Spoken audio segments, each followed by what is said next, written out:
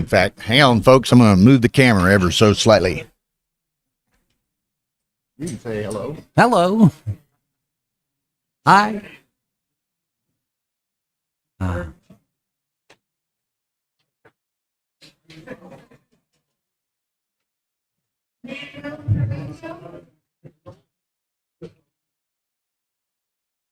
Okay, good evening, Backgammon fans. Bill Riles, Art Benjamin. Hi. We're here from Las Vegas, Nevada, the Las Vegas Open. Tonight we've got two, what you call it now, Masters Jackpot. It used to be Super Jackpot. Masters Jackpot matches. And we've got on stream 2 on the Ace Point Backgammon channel, we have Bill Phipps and Ronald Amarim from Brazil. A rare Bill Phipps sighting. He hasn't played in some time. But here on stream 1, on the Backgammon Galaxy YouTube channel, we have a superb match between Matt Congar and Kit Woolsey. This should be a treat. It's going to be great. It's going to be great. You know, when you watch these people play, you're just going to, you know, they're not going to make big mistakes. They're, That's oftentimes I tell people that, you know, I'm going to defer to them in all things they do, know, pretty much. I'll try to offer a little bit of a perspective, maybe, you know, try to do a little play-by-play for some of our less experienced viewers. Yeah, but, maybe even give the rationale behind their plays, right? And, but by and large, you can assume that most of their plays are going to be right. Not unusual at all for Matt to play in the low to mid 2s. And Kit reliably plays under 4. I mean, we're just really, it's going to be fun. It's a treat. No, Phipps is going to be on stream 1 or stream 2. I'm sorry, Ian. So the rare Bill Phipps sighting.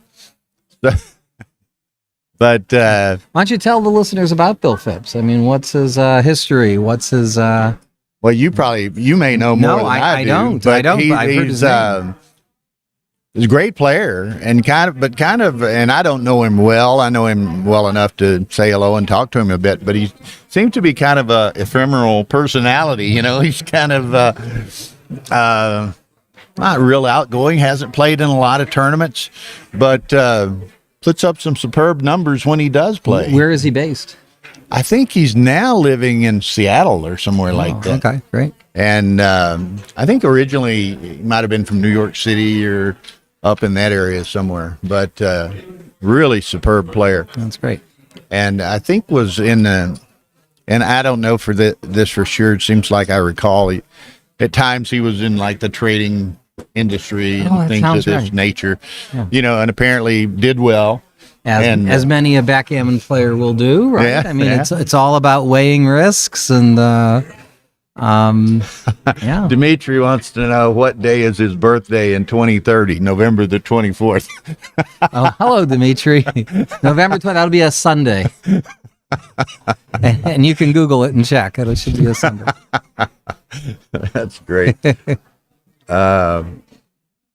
So that's cool. As y'all may or may not know, Art is not only a great backgammon player and a great ambassador of the game, but you're a math prof and you are kind of a, I don't know, how should we say, quick math genius of some sort. You do even shows where you call yourself a mathematician and you put on a show. That's what I do. I'm a professor by day and I guess a math entertainer by night and weekend, and it's got some good applications to backgammon, right? I mean, it's a game where a little bit of mental math can go a long way. Absolutely. You're not allowed to write anything down. Now I know you're more of a, what's the word I've heard? Combinatologist or combinatorics is the name of the math that I do. It's all about counting things and arranging things, and I do some probability. Well, I guess obviously you must be proficient or have a good knowledge of probability as well. Oh, that's part of it. Even more to exactly. You know, and I would even say that my love of games, backgammon especially, actually encouraged my love of math, because as a kid, I realized that the better I understood the game, the better I understood the math of the game, the more often I'd win. So, well, I know you gave and I didn't get to watch much of it, but you gave a lecture yestered,ay I guess last night on some bear-off basically, principles how to about the concept of EPC,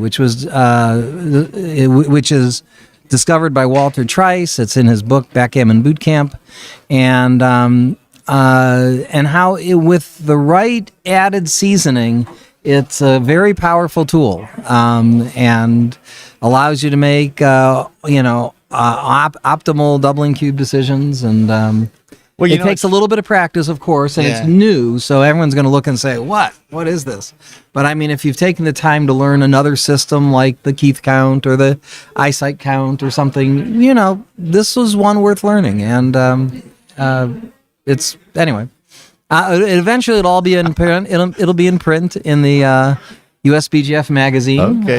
So Dimitri apparently did Google it and said it is a Sunday, of course. Well, of course it is. I wouldn't lie to you, Dimitri. Is Art the fastest pip counter in the room? In the room, Steve Sachs and I are close. Okay. I don't know who would be. Now what? Well, I mean, there are any number of ways to count pips, and people toy with different ways, and different people are more comfortable with different systems. What basically is the system that you would utilize? In a nutshell, it's cluster counting, named so by the late great Jack Cassane, and the idea is there are certain structures, certain patterns that appear symmetric in certain fashions, either symmetric or just. You see little groups. I mean, I know. Can they see the other stream there? I mean, no, they only as examples. They only have this one. But like for example, you find like if you've got 4 checkers on the 2 on the 7, 2 on the 8, that's an instant 30. Knowing things like I don't know. Looking at say the 2, 3, 4, 5, 6, that's an instant 20, and multiples of that give you 40 or 60. I do kind of modified cluster counting of sorts, and I'm typically looking for kind of symmetric patterns of 8 or 10 or 12 checkers. Right. Maybe you have to add 1 or 2 pips here or there to account for. Yeah. Now here, Tara's thrown up a like stream 2. Like you would look at the outer board there, you would see 6 checkers centered on the 9 point. Right. And you'd say, that's 54 right there. Exactly, right. You don't have to count them vertically, you count them in some horizontally. Correct. So what would we look? I'd look at white's position. I always start with the inner board because that's where you have the most visual variety. I see the 3 stacks on the 6 and 4. So that's 10 times 3 is 30. Exactly. Plus another 33. I know the 8-9 structure is a 34, so that's 67. Plus 8 is 75. Plus 26 is 101. I had to say that all before white moved their checkers. Right? But that's 101. And what about black here? 35, 44, 51, 131, 135. Now, the one trick I'll mention here is when counting black's the deep checkers. Some people will say, I got 2 20s and I got 2 22s. Don't do that. You got 4 21s. You got well. That's actually that's better than I was going to say. Which is, I say you got 4 20s. That's 80. Then plus 2 plus 2. Exactly. So pretend everything's on the 20 point, and then adjust. It'll it's easier to do 80 plus 4. Like I say, I always try to group in some type of symmetric pattern of 6 or 8 or 10 checkers, or doesn't have to be an even number. It could be 7 or 9, and you can get by oftentimes with only 2 or 3 multiplication operations and add them together. Exactly. As you see in white's position here, you got a 2, 4, 6, 8 times 3, and plus a couple of spares. Exactly. So again, there's any number of ways to do it. You can find some literature on all of them, and you should just toy with all of them until you find everyone thinks differently and processes things differently. Find the one that you're most comfortable with, and focus on it and refine it and perfect it as best you can. It serves you well. Absolutely. So anyway, this is this is going to be an interesting match. We've seen them both a couple of times in varying fashions. So already this week, and here we have them tonight. Yeah, no, Matt conceivably might be the best player in the room. I'm trying to think of who. I don't think there's anybody here who plays at a lower PR than Matt. He's only playing in the Super Jackpot, so you're not going to see him in the Open. Same thing with Phipps. He's only playing. Oh, interesting, right?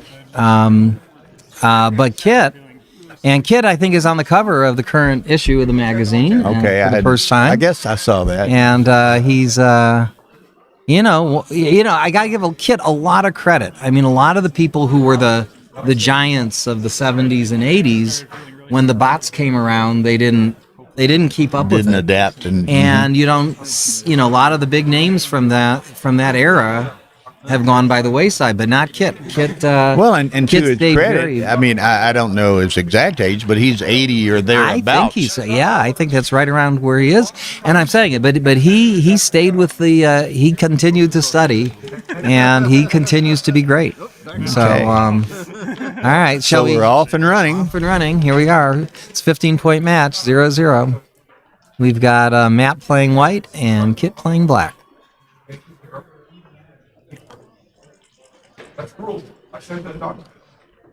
So Kit is splitting, which is what you should do when your opponent has an advanced anchor, even though white has 10 checkers in the zone. Right. The advanced anchor makes it almost a requirement that you split. Now, how you split, that's the more interesting arguable, right? And some of that obviously is dictated by the role as well. That's What opportunities you're presented with. That's right.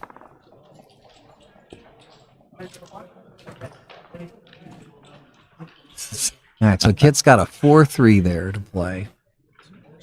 I'm unstacking the midpoint. I'm going to make the beginner's play of 13-6, and Kit agrees. Well, and sometimes, as beginner as it might seem, it's the only thing you got. That's right. And and it does something tangible. It unstacks the heavy point, right? Ooh, now that's kind of ugly. Matt's a genius if he's willing to consider plays like that. And in which case, I have to look at it and say, what does he know? What am I not seeing? Now, this, of course, will be vulnerable to 15 shots if he plays it that way. But I really don't like burying that third checker on the deuce, though. But well, I guess it's all about game plan here. Awesome. And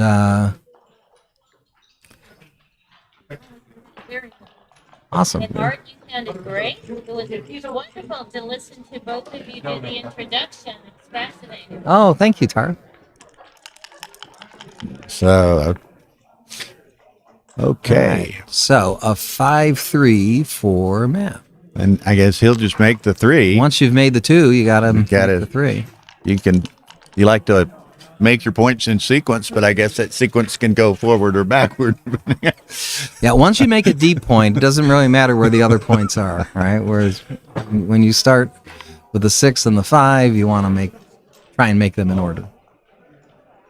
But you can see, for everyone, when he makes those deep points, then it becomes more difficult to contain that last checker. Right. He has a lot of flexibility. That's right. At least by priming, correct. And so now do you lift and bury another checker, or do you say, no, if I'm going to win this, I have to make that point? So he's saying, I'm going to give him the 13 shot. Symphony, the picture is not fuzzy, so it may be you, or you can refresh your browser, or you can check your settings. Mm-hmm. You can set the, what's the word?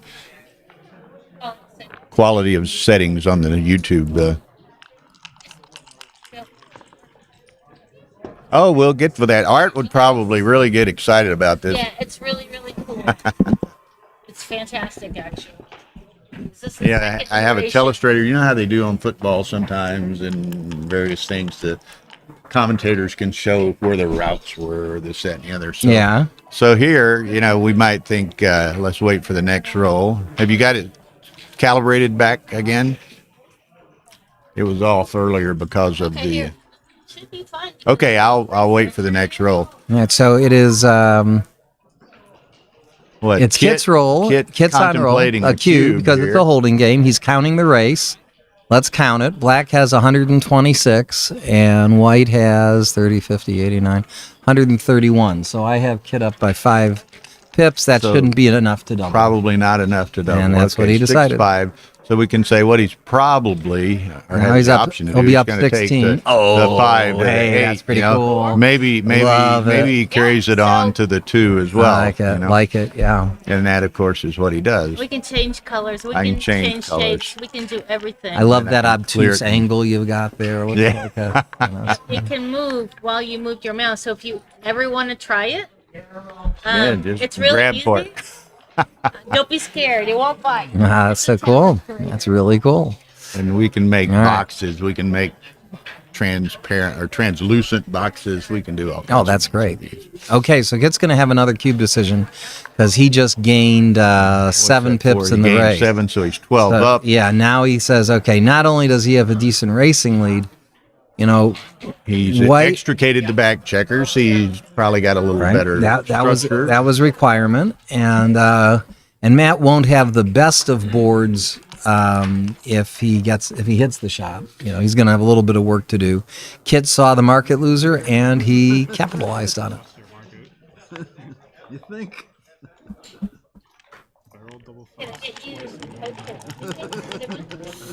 I'm fine for the moment. Thank you. All right, so this is Kit's game to win.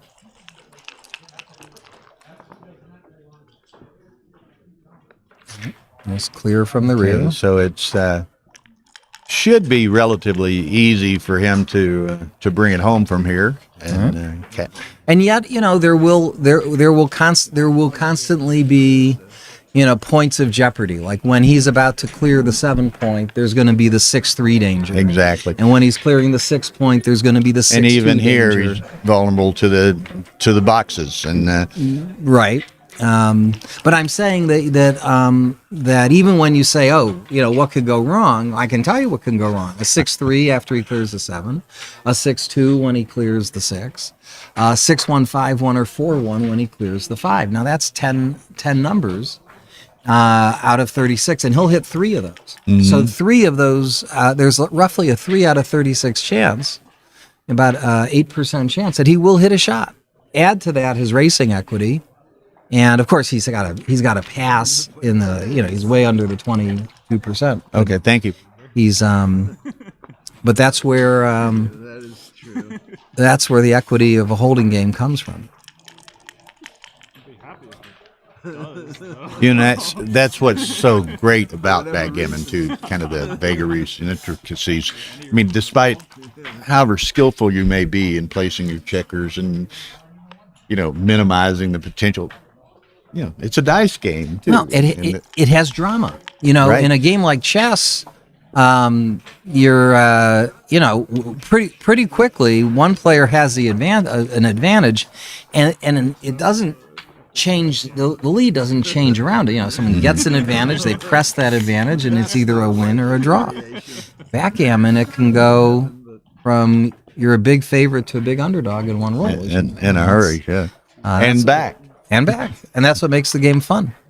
So, Even when you're losing, you know, or crushing, there's always a chance you can win a gammon, and there's still things to work towards, right? Okay. well, and here we go, kind of. Well, and now He doesn't blot, but he's now, odd as now. I said, he's going to have this. First of all, he's got 6 bad numbers here, combinations of 6, 5, 4, other than the doubles, and it might even lead to a second position where he's going to have another 6 bad Correct. numbers, Mhm. right? So that's repeated jeopardy. All right, now Matt says, all right, am I going to give it one more shake? I think he is. He can't win the race, and he's not going to get And he's gammoned. not gonna get gammon, correct? I generally, as a rule, I stay back until they've got 8 checkers left. Yeah, I mentioned that. Wait until 8. I mentioned that and attributed it to you yesterday. And, Wow, my gosh, wow.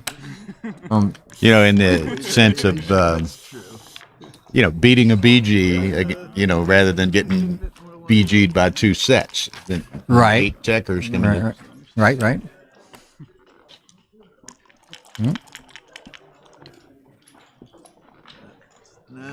Now not very Okay, much. so Matt's going to, in all probability, beat this. Now there is the dreaded He'd have to get a 2-1, couple of small 3-1. numbers. Five bad numbers here times.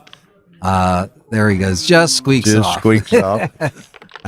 The 2-0 Kit.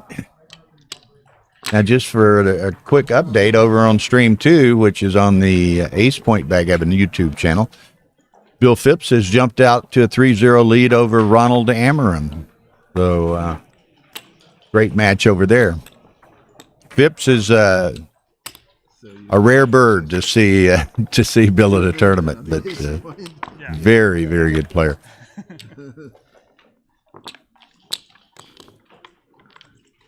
And it's unusual a bit to see both he and Matt chose to only play in the jackpot, not in the main. So I guess the stakes aren't high enough Perhaps, to be of interest.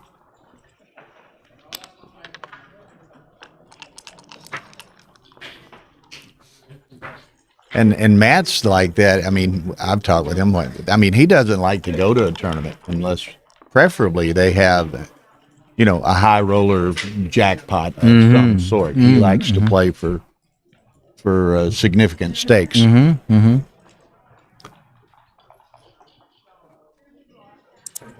right, so does Matt have a 4 to play?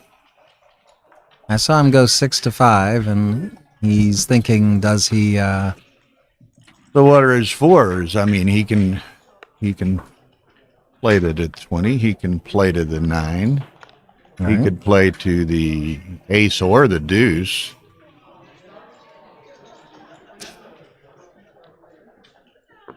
So he's a bit uncertain as to what he wants to do right now.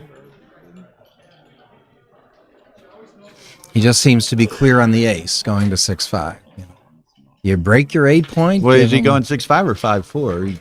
Oh, I thought he went 6-5 with his ace, and I was that thinking was his about 4. Okay. how to play the 4. And he I'm with goes you. I'm with 24-20. you. There you go.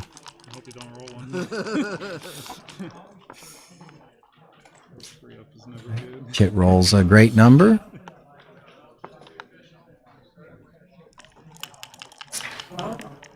A dance from Matt could be trouble. 2-5. All he's got Yep. is to the 8. Yep.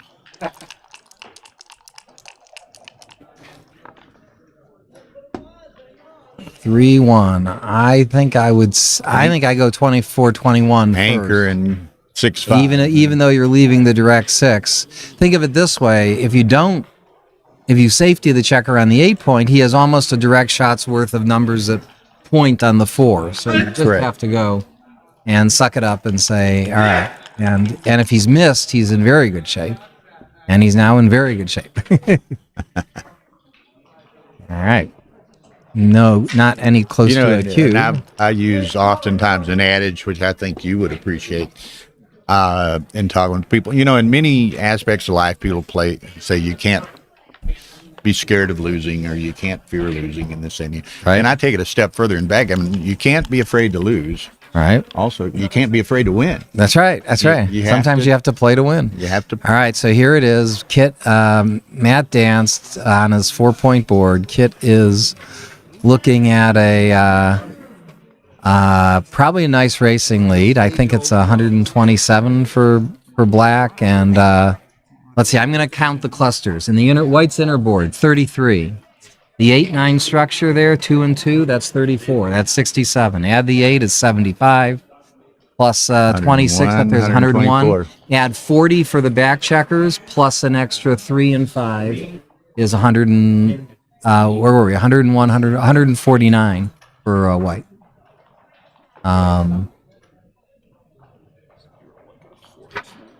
So 99, 109, 17, 25, 27, 127 for black. right, so he's got a 22 pip racing lead. So he's got the race.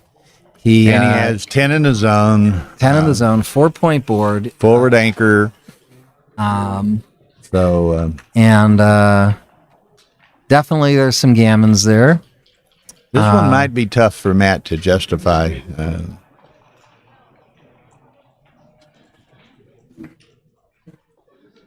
134 pass, according to Alex Ashagan on XG. Okay. Oh, and so he defies XG and takes.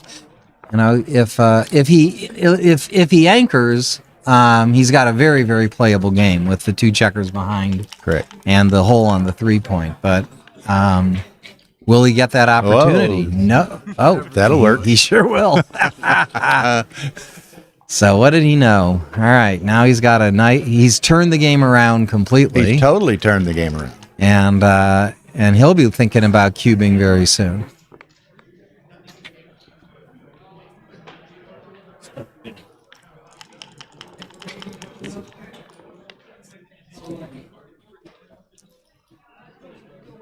Or 2. This comes in and plays behind him.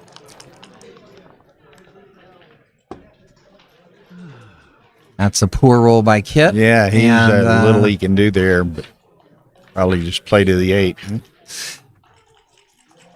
All right. He does have the advantage that Matt's got a blot in his home board. Should he be hit? Yeah, but nevertheless, he'll have 4 checkers behind that 4 prime. And I mean, the hit could come with a cover as well. So that's right. Now, if the match were shorter, it's almost automatic to re-cube as soon as you become a favorite. And as the trailer owning a 2-cube, you know, if the position is somewhat gammonish, and I'd call this somewhat gammonish, you know, Matt doesn't have a whole lot of timing that. So what do you do here? Do you run off the anchor, say, well, it's now or never, or do you hold your breath for one more turn and make the ace point? No. Or do you? I don't think you don't break the 5 prime. That's your biggest asset, right? Or maybe you do a hybrid play, 23-18, 6-2. Could do that. All right. He's coming out. Because has to do it eventually. He wants to hold that 5 prime. And I might run on, because if he does hit you with an ace, he's not yet moving another. Well, it depends on what it's with, but he may not have another builder moving into position to be effective against the 2 or the 3. Sure. I guess he's looking at if, you know, he's likely to be hit loose this turn, and I think he wants to have a stronger board in case he hits back.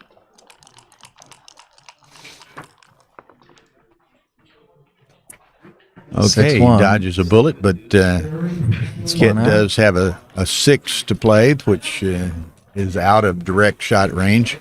All right. Now, if Matt can roll a 5 or a 6-1 and put those 2 checkers together, then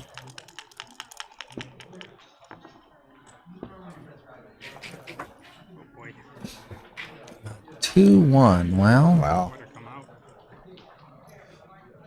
Maybe you go what? 23-22. Oh, he's as if you go that and step up, maybe. And step up, or do you move that one? Either way, they're connected. It's 7s versus 8s, which are the same. 6 numbers either way, right?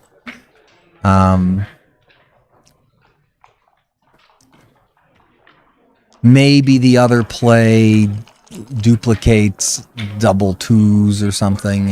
All right, so and 6 hits. and hits.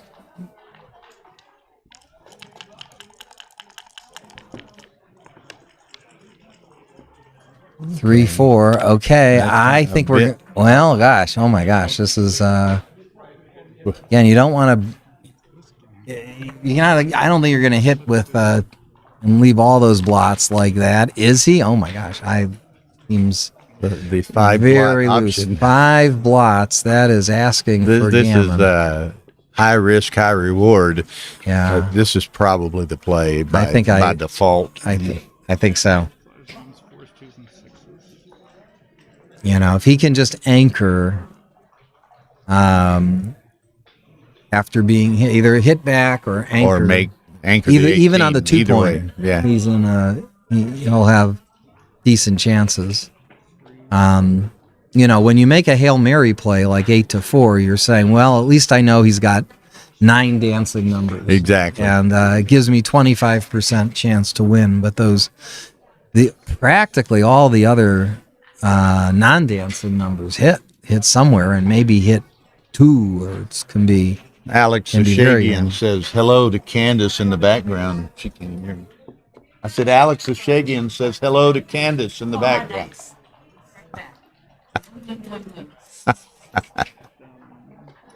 Okay, so well, I personally don't like this play. I think that's very. I mean, 5 blots is generally a risky This is just a proposition, but disaster waiting to happen. I think I mean, you can get gammoned here too, but Sure.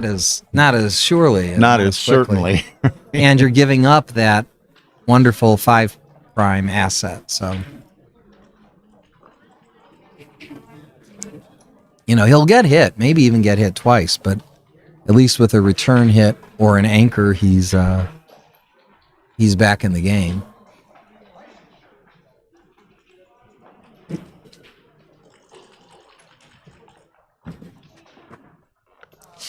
He's really torn. Now here's there's an another option. play, right? There's an option. Now you're not giving. He keeps wanting to go goes back to saying. that. So what? Kit would hit him with all 3s and 4s, along with 1, 2. That's 22 numbers that hit in the inside. You know. On top of that, he could hit with numbers like 1, 6, and 1, 5 if he plays. If he makes that Hail Mary play. So that gives Kit, I think it's like 26 numbers, maybe even 1. Yeah. So I don't think he likes this, but I think he took. Oh man! all right, now you know he owns Looks the like he's cube already. looking away. He doesn't want to look. You know. Kit doesn't seem too unhappy here. He seems to be containing himself. He says, "Okay, 4, 6. Now Here's the and 4 and hit 2. And hit 2. Yeah, just because I mean, Well, it's you- open season on the other side. go. Right, exactly. No bag limit. All right.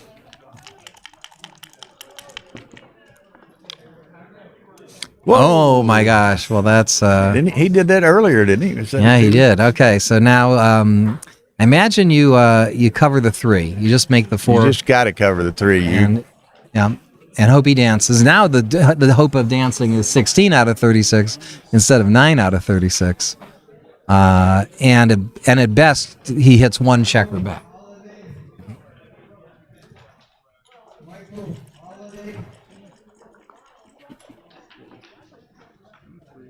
Well, he's counting shots. You can see on it. He's counting and with his fingers. Yeah.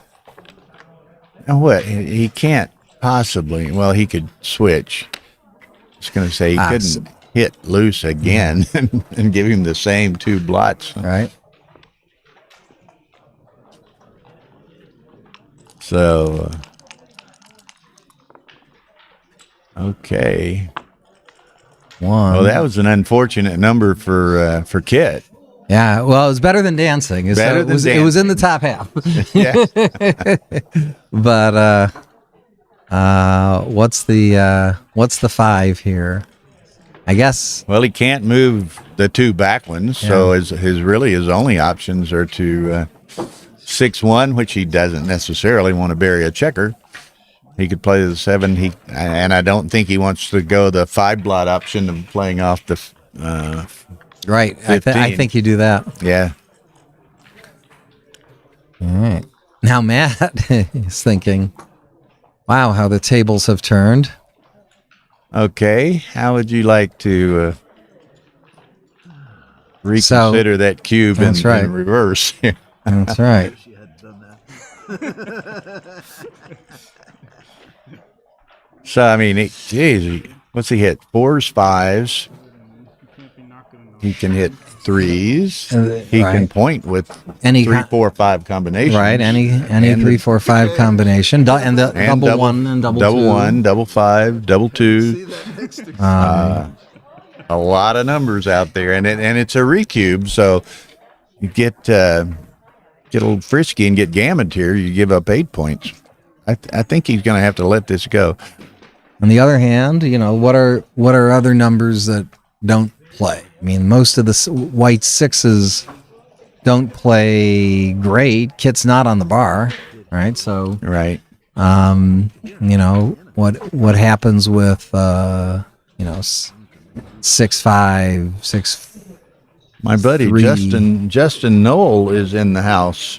Hey, Justin. He was with us. He worked with us in Dubai last week. Oh, Did wonderful. live transcription for us on the Dubai streaming. yeah.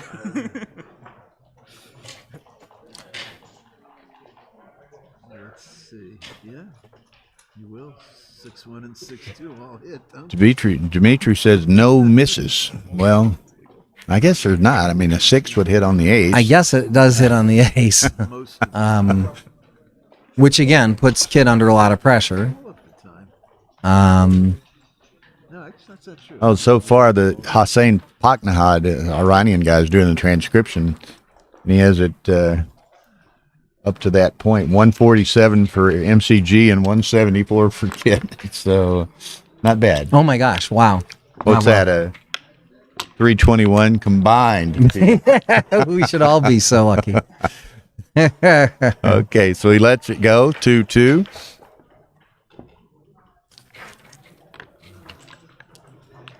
Which is suggesting that did we hear about whether Matt's play on the Hail Mary play, which certainly worked?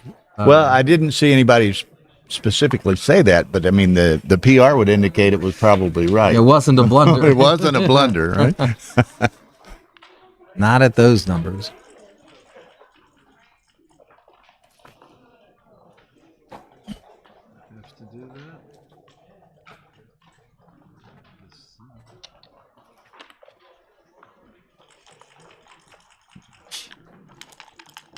that. Two on the bar. 1 still on the bar.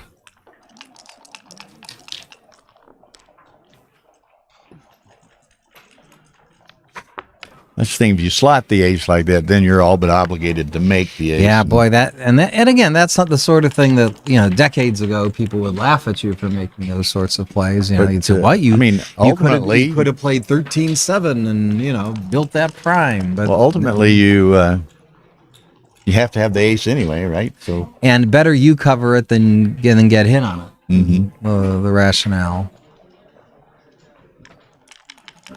All right, so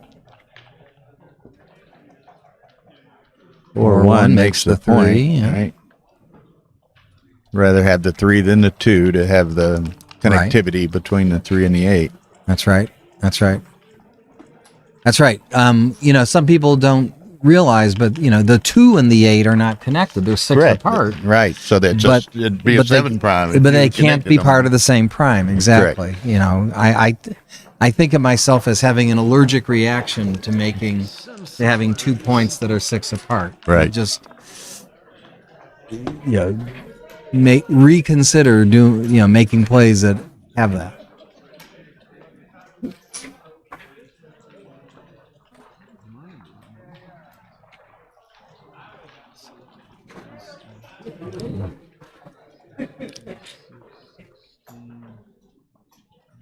I think these first, whatever it is, 2 or 3 games have just been a preview of what we're in for. I mean, know. this is a gonna be an exciting exceedingly match. well played match. That's the nice thing about commentating on it. We don't have XG in front of us, but we have the next best thing. We have MCG and KW, right? Sure. Well, and I don't know. It's in my experience, and I'm not nearly the player these guys are by any means, but I find it easier to play better players. So, rather than an inexperienced player, you don't know what they're going to do. Sometimes, They might put you in weird kinds of positions Exactly. that you just have no So experience I playing. wonder if it might not be true with these guys too. Elite players, do they find it easier to play other elite players in a sense because they know what they're going to do? Right.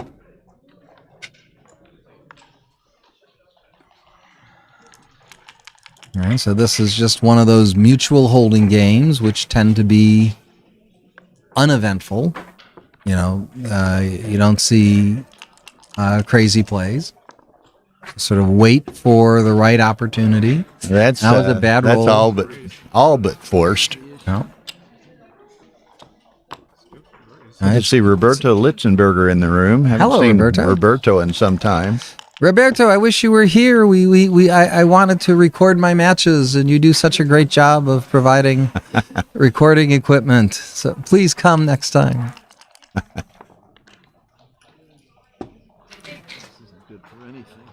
All right, bad roll for Kit. Leaves a shot. Well, that's the second bad roll in a row. He rolled the, double nickels, which didn't play played poorly, and then a 3-1.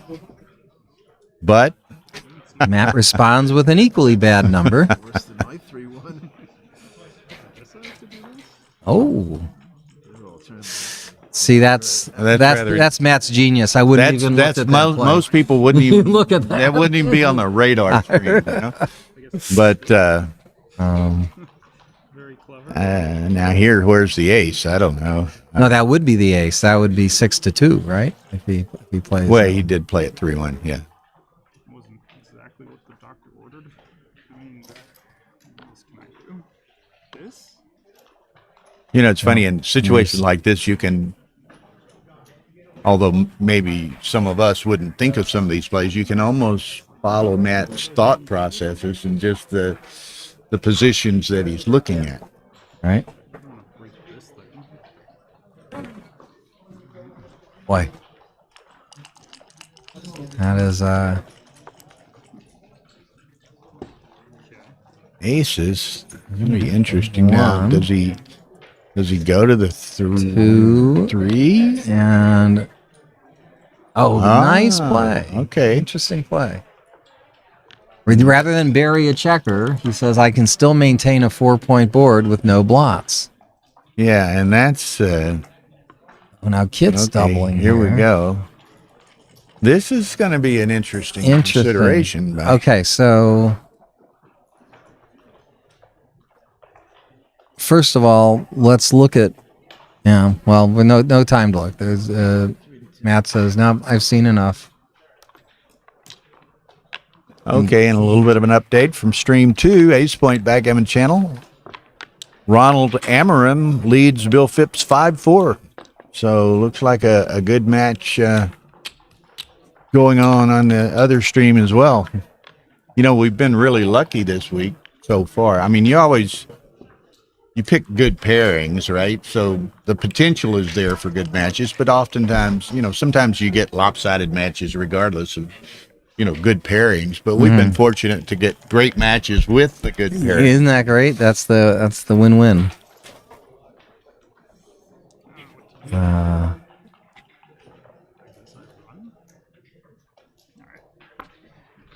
Yep. Run the last checker. It's 3-1 and then split the back. Yeah.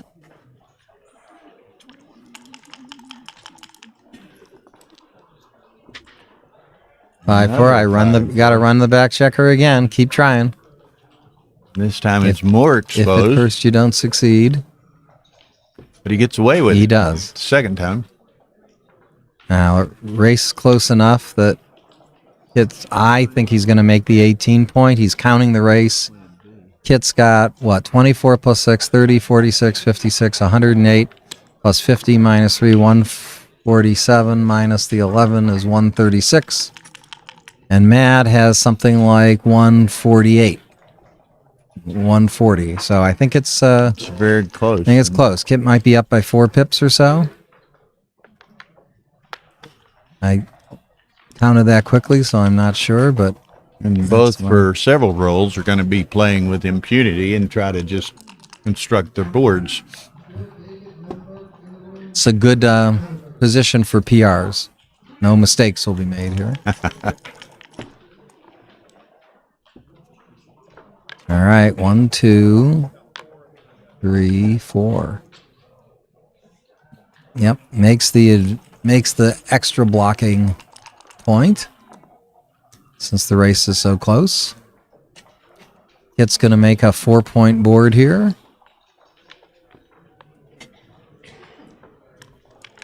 But he's well, and there's he's totally stripped, but there's no back checkers or anything to take advantage of some of that, but he does have the difficulty of clearing the 18.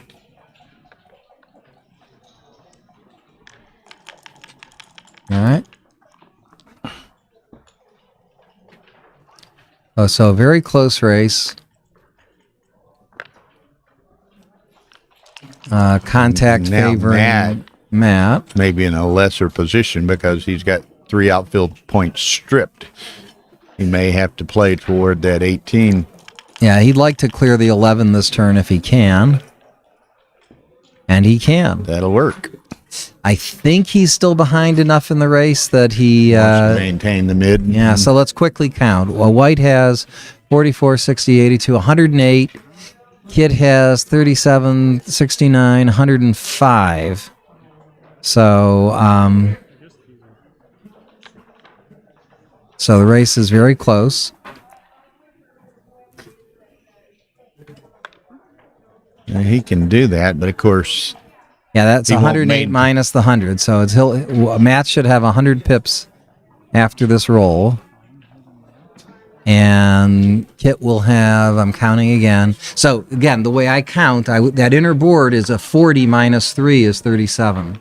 Plus 32 is 69. Plus 36 but disregarding is the checker on the 9, you have symmetry about the 5. So you have 12 checkers times 5, 60 plus the 9 plus 36 is 105. Now that works too. And that's what we say. There are any number of ways to do it. You just find what's most. Which is part of the fun. It's like mathematics. There are lots of different ways you can solve a problem, and a lot of different ways you can count your pips, and they all, if you do it correctly, lead to the same conclusion. All right.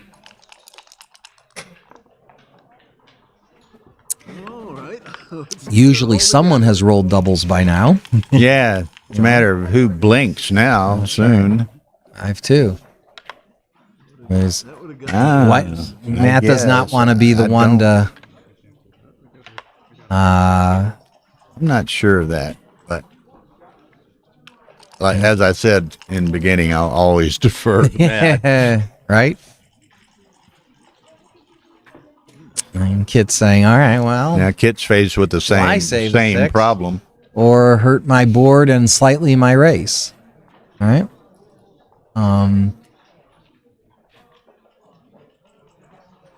I think it's wise to save a 6 here because Matt's going to have clear his 8-point this turn. And just sort of looking ahead as to what's happening. All right? There's a Matt. And Kit will be happy not to have to play a 6. Okay, he's counting his race all the way. It depends on the count. 36. Right? I treat that spare on the 2-point as a 3, so I'm going to call that inner board 39. I like that. Plus 7 is 46. Plus 28 is 74. And White's got what? 40, 44, 45, 71. So Kit will say, all right, well, I'm only down 3 pips here. And maybe not even as much as that because of the wastage on the deuce point. Right, I didn't penalize. So, but he's still down a little. And it's not just the pip count, it's that Matt's on roll. Funny, I'm laughing a little bit at some of the chat in the room, and they're having fun with each other. One guy obviously made a bit of a miscount. He said Kid had 95 pips, and after the next roll, Kid had 100 pips. And Dimitri says, He needs to roll better. He loses 5 pips on a roll. It's hard to roll -5. Well, that's the thing I love to see. yeah. It's such a community, and that's why I like to make these interactive commentary sessions. That's right. That's right. You can there's a include record. these people. Thank you for doing that. Yeah. All right. Matt is in the better position because he's closer to home. And here it is. There's the shot. I guess you just step up, right? All right. Minimize the shots. Now, do you consider doubling? I mean, you've got. I consider it, but probably 14 not for well, long. But I mean, you've got those 14. What I predict will be 14 hitting shots. Those are largely market losers, right? But if you miss? But let's assume that all the 22 misses leave a shot. Those 22 numbers only get hit a third of the time. Correct. So you got 14 numbers that hit now versus maybe 7 numbers that hit later. Right? So there's a 2-to-1 advantage right there. And look at some of the missing numbers, by the way, are 5, 6, exactly, 3. So there's a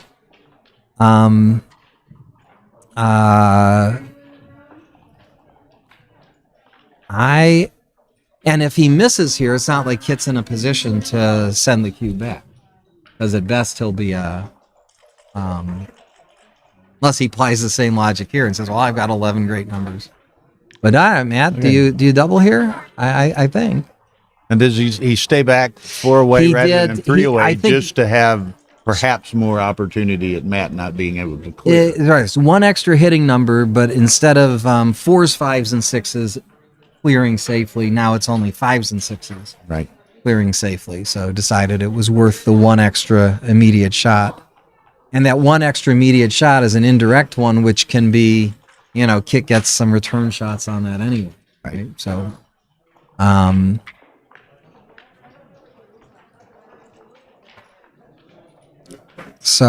yeah. So, and now the score is, it's basically a money score. Inconsequential. Right. It's an initial double.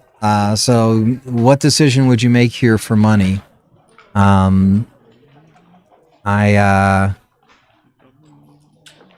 Okay, again, let's count White's pips. Now, again, those 2 checkers on top, those 3rd and 4th checker on the deuce point, I'm going to count them as 3s. Mm-hmm. Okay, so the inner board, I see 36, I see 42 for Matt, plus the 26 out there is 68.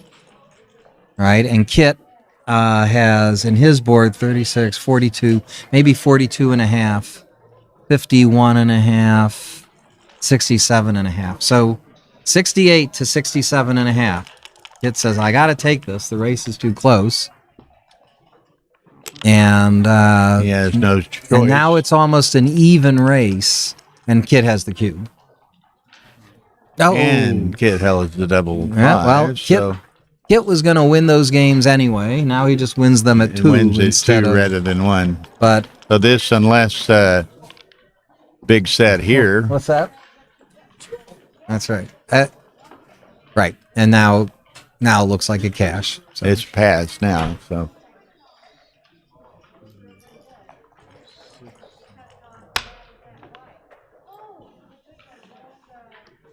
Yep. But I think I won't quite call it a last shake situation, but it was a very O'Hagan would say you had sort of 15, add the jokers of 6, 5, you have like 17 market losers deducted by the times you get hit back. You hit with a 4-1, he comes back with a 6. But that's plenty of market losers. Mm-hmm. And he's still doing pretty well when he misses. Not enough to withstand your opponent rolling 5s, but pretty well. Amorim, and I didn't see it, but obviously just collected 4 points, so he's up 9-4 over Bill Phipps.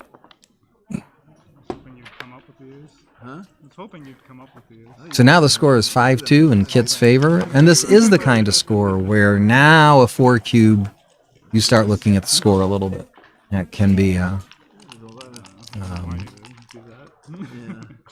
impactful. What the hell is this? This doesn't compute, does it? No matters.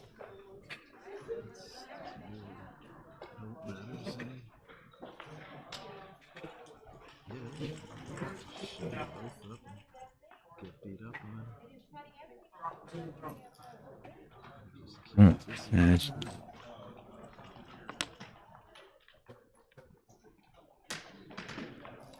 Similar to the opening It's play with a interesting and I think this is, I've generally observed this, it's interesting for different styles. Kit plays almost a touch move game.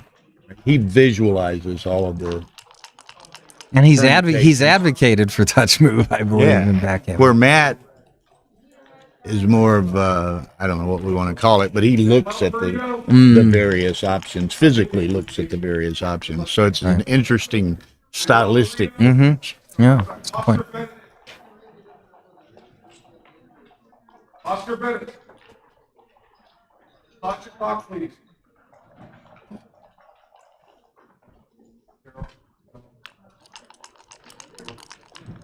Rory is back in the room.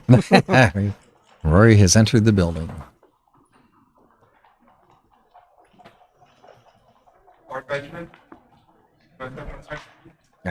Just a moment. I've been called away. He's been, Been we'll summoned. excuse Art. He's been summoned for like a committee ruling or something. So At least you didn't hit him. that is good.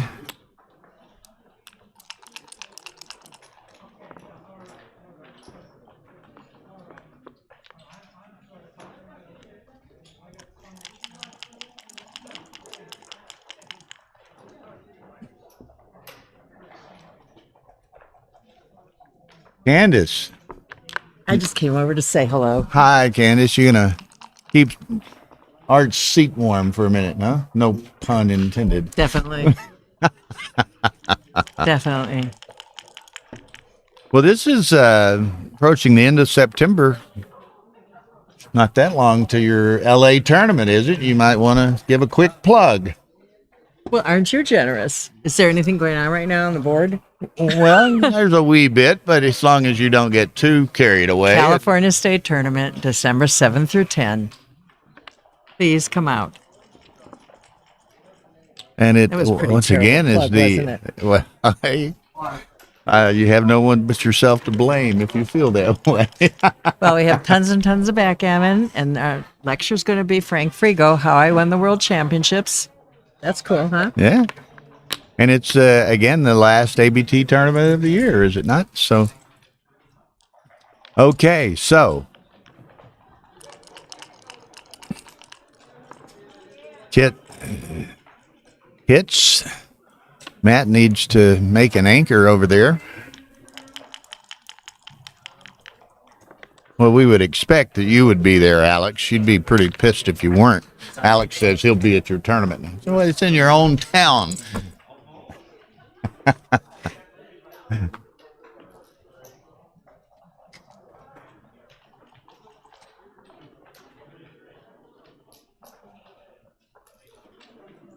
No. I'll catch up.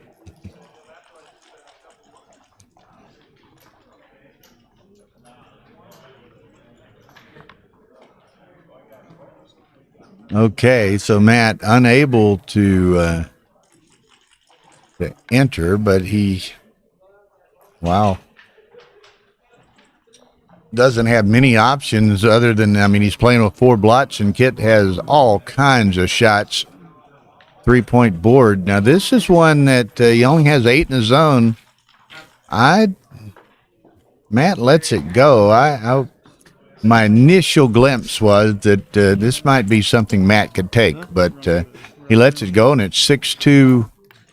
Now, I've played 6-2 doubles Kit. with Kit, and when you play doubles with somebody, you really get into their head. And when it comes to the cube, I don't know. I mean, he's just astonishing. He's absolutely astonishing with the cube. Okay. Well, they're going to take a little break. I think Matt had seen enough of that for a few minutes. And so maybe Tara, if she's listening, she'll put 2 up, what we call she can put the two screens side by side on one. So anyway, Ronald Amarim from Brazil is leading Bill Phipps 9-4 after Phipps, I believe, led 4-0. So quite a streak going on. We have a lot of Brazilian players. There are quite a few here. There's at least two. No, I think there's more than that. Armando Balbi and Ronald Amarim. Also, Manuel, I don't know his Perito? parents. No, he's not from Brazil. Oh, he might be Mexico. No, he's from Guatemala, I think. Oh, okay. So The chat must be really bored with us. they'll get over it. We kind of ebb and flow. All right, folks. Well, airfares are down right now. So if you're thinking about coming to Los Angeles, this is the time to get your ticket. Also, here's a guarantee. I don't care where you live. I guarantee you my weather's better. You know, I laugh, and you and I have talked about this a bit. Tara and I were in Dubai last week, and we're from Houston, which is hot, which is humid. Holds no candle to Dubai. In July. In September. September. It was incredibly hot, incredibly humid. Fortunately, we were at a very nice Hyatt Regency, and their air conditioning worked Yeah, in Dubai it does. too well almost. But I'm just back from Skopje, Macedonia, and they don't know how to spell the word air conditioning. You need a government decree to get an ice cube in your drink. Well, so yeah, it's interesting, but you know, there's not near the money in Macedonia that there is in Dubai. Oh, there was no, that's true. That's true. Yeah, but why was I in Macedonia? We had the World Team Championships. This was the World Team Championships. It's run by Arda Findikalu. Roberto says Manuel lives in Costa Rica, which is what I thought. Yeah. Yeah, y'all had a great performance over there. It was unbelievable. David Clausen was playing out of his mind, and he won the entire thing. It was those usually goes hand in hand, you know? Yeah, yeah. The team was astonishing. I was honored to be the team captain, and my job was to stay the hell out of their way. And you did well at that. I do. I'm very good at that. And the best we've ever done before is 17th, and we came in second. Very good. So everybody's very excited about that. And we're taking the trophy on tour. It'll be at every ABT event in the hopes that people will get interested in it and maybe follow it more next year. Well, and next year is really going to be a great event. We're looking forward to that. That's on our bucket list from various perspectives, but it's in conjunction. Are you streaming in Stockholm? It's in Stockholm. We're going to try to work that out so that we're streaming in Stockholm. Well, that might be worth it to go there. And it's a beautiful property. It's a great tournament. We have a lot of Swedish friends. You know, Jesper has worked our tournament for years. Oh, of course. And we've got several other Swedes coming to San Antonio this year. Well, we're hoping that people will get more interested in it by doing a great deal more publicity. Well, I think, you know, and this isn't knocking anyone. It's just, it's the way life is sometimes, right?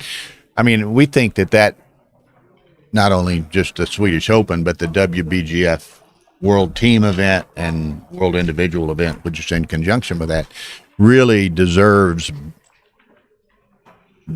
better coverage, better promotion, better exposure. And we want to try to help bring that, particularly to the Swedish Open, where we have such great connections with some of the Swedish players. Yeah. Yeah, you do. And of course, the Stockholm Open takes place after the team championships are over. Team championships are the first 2 days, and then the Stockholm Open. They're back. Oh, yeah, no, that's on the screen. I'm happy to, one guy's talking about the tremendous feedback we all got from Sebastian Wilkinson and me doing that one commentary thing of the Victor Chris Rogers match in Monte Carlo. And that probably as a composite unit of best match, best commentary, best everything. I saw that on Facebook. It was that match. Yeah. And Sebastian Wilkinson is just incredible He commentator. will be in Los Angeles, not this time, but soon. So, yeah, so we're excited. We're bringing in several new staff members to Texas this year. There's your man. He wants your seat. Hey. Thank you all for not being mean to me. Goodbye. No, we were easy. We and you missed little. They took a break. Oh, yeah. Did they leave? Did they go on break before you left? No. It was no. right as you left, I guess. So we are spinning our wheels here.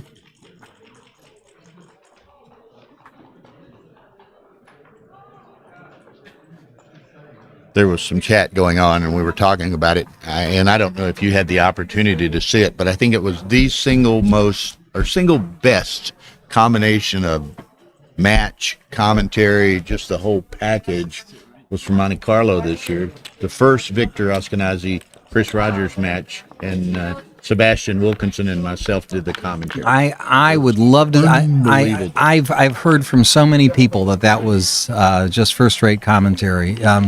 Is there a link? I mean, I've actually tried to find that particular. I'll send you a link. Yeah, it's archived. I'll send you a or link. what time? Sometimes these occur in like 4-hour blocks, and it's good to know. Correct, and you have to know this will where be it at is 2 within hours it. and 20. I'll minutes. send you a time-stamped link. Oh, that would be great. that And if someone takes in the you to- chat knows it and wants to put it out there, that would be great too. But because I heard it was very instructive. It was instructive, and he's so quick and well spoken, and Right. it was. And that we had a live XG feed, and he wanted to always try to express his opinion before the XG feed popped up.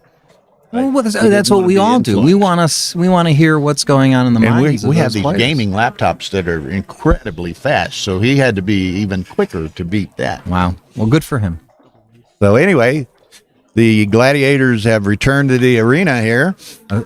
Matt's has hit 6-5, and he's thinking about the 4. Does he split, or does he bring more ammunition down? We'll know the right answer when Matt picks up his dice.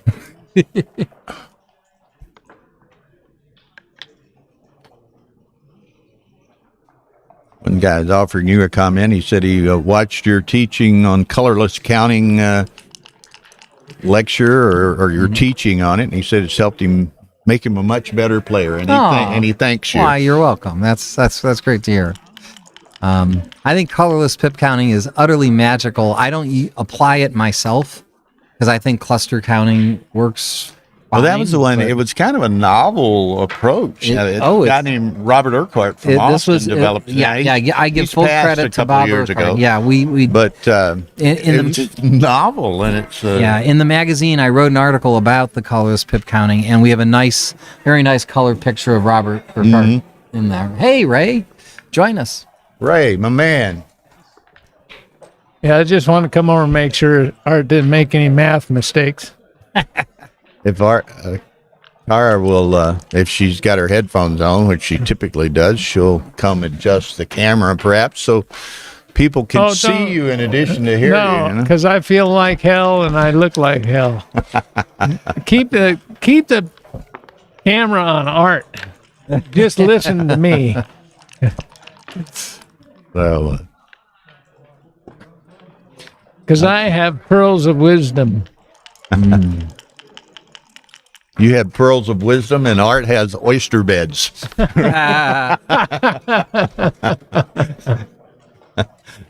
So that Yeah, was an interesting 4-1 play. He decided quickly made the 20 point. Had to be the right one. You got to make that. Yeah. Barclay Cook would have did that for sure. Okay, so A great roll. Nice Comes roll. in, pounces. hit the And now the last deuce. I go up to the 21. Let's just see some more daylight. So this is MCG and Kit. Yeah. Kit's really been playing well lately, and MCG has played great forever. Right? Well, Kit took a tough loss this afternoon. after Cara finished with you, she put away Kit. And she just beat Mark Antronikian, who he said he had a gin position and rolled some lousy double fours and lost. But anyway, I think he said it came down to the last shake, but she got him. So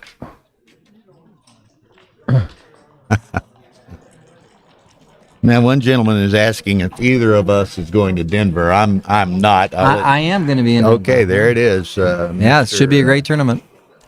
I'm to Denver. Nicholas Nabel, he'll Nabel. I'm also going to Denver. Ray is going. And Ray's to Denver. going to Denver, so watch out. So that should be a fun tournament. Tara and I have just spent 2 weeks in Dubai and a week here.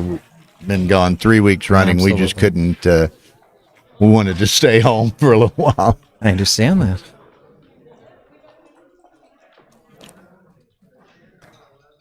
Okay.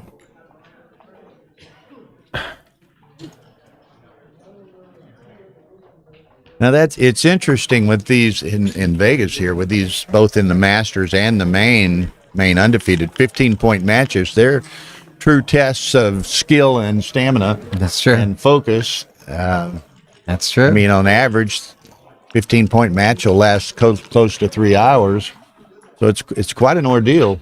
Yeah.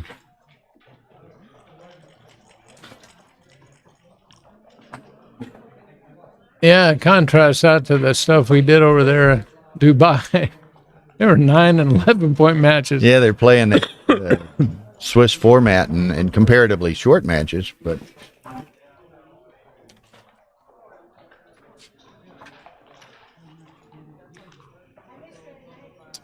All right, so Matt is sending a cube Matt to sent Kit. the cube. It's got a double shot. Yeah. He's extricated one checker. He has a broken 5 prime.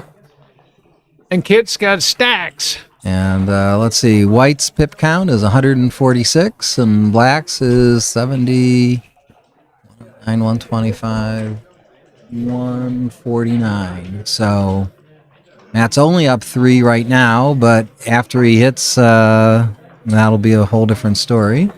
While he ponders this, let me ask a question, and I know Ray's answer already, so I'll pose it to Art. You know, in some of the European tournaments and in Dubai, they use to reduce time settings of an effect 1.5 points per minute in 12 seconds.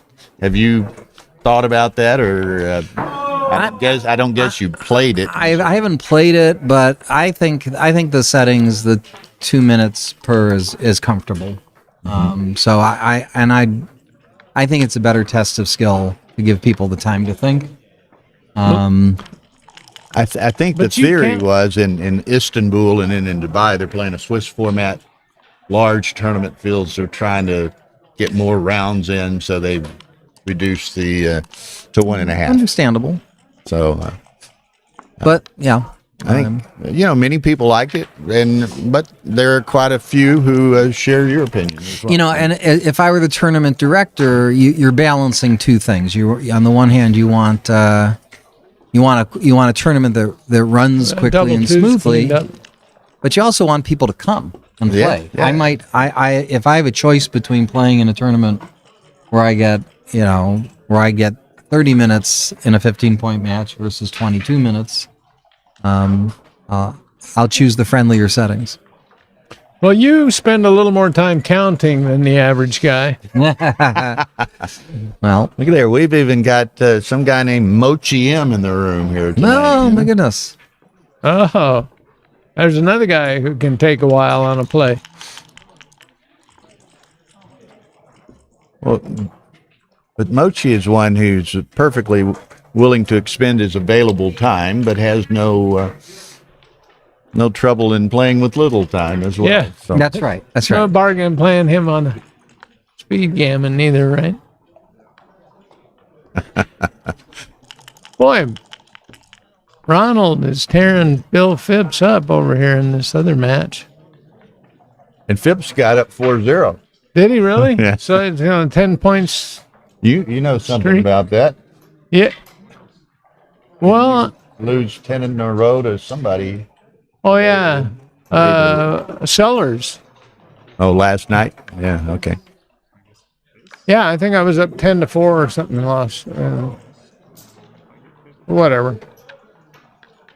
I was basically gin in one of the games, and I lost 4 points in it. So Matt's trying to decide, does he want to pay now or pay later? And I think he's not going to pay later. I think playing 8-6, 8-4, which he's about to do, I think it's just going to leave a lot of shots down the road. I think Kit's got a lot of time. But I will take Matt's play over my judgment. Me too. Hard to, Thank you. there's few people who would question Matt very often. Yeah. I like how he explains it. Well, Yeah, Matt, particularly when we're doing streaming and commentary, Matt is not there, but he's in the chat room. He's the most non-committal person making comments. And yet he's making the right play most of the time. Yeah. So.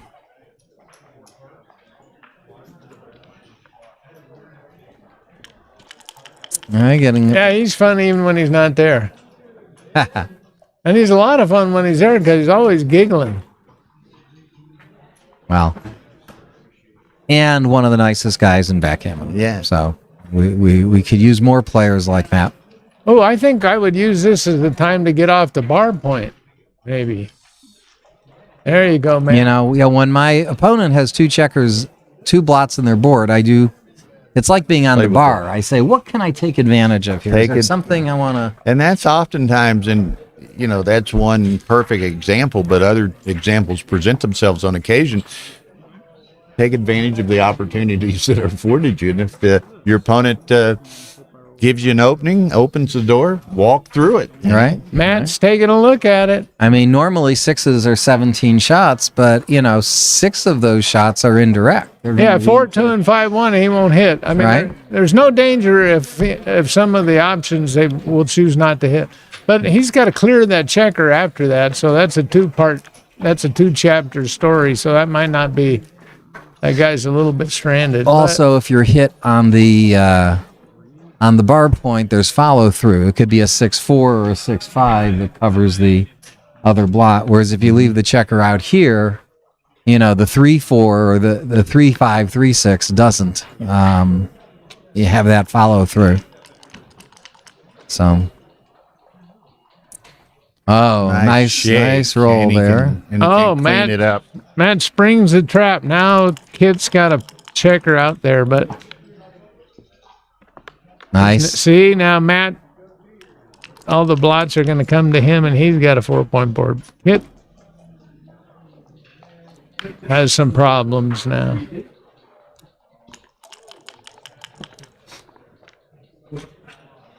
Plus, Matt, that when he cleared that point over there, that was going to be a problem the whole game, clearing the 11 point. So he cleared it, and, with the idea that maybe I won't get hit, which is plan A, and if I get hit, I'll deal with it, right? But he's eliminated that difficult hurdle to clear. Well, at that point, I liked him maintaining the 18 because of the difficulty it was providing Kit. So now Kit's in a similar situation to what Matt had, right? Now Matt's the one with 2 blots in his board, so you don't have to bust your board. I'd go 13, 11, 4-1 here. Okay. Well, how about 13, 10, 13, 11? There's 2 blots over there. That's right. Ray will take that concept and really run with it. Extrapolate. I would have made the other play, but he gets away with it. But yeah, that was the time to. When they've got 3 blots in their board, that's when I consider the Ray play. It never works then because they always roll a joker. The only number that gets you.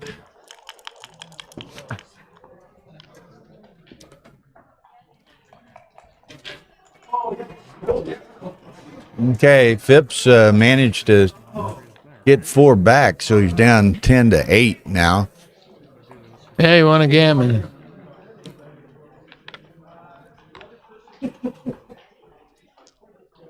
Okay, so Matt's managing to move those 3 checkers up as a group. Right.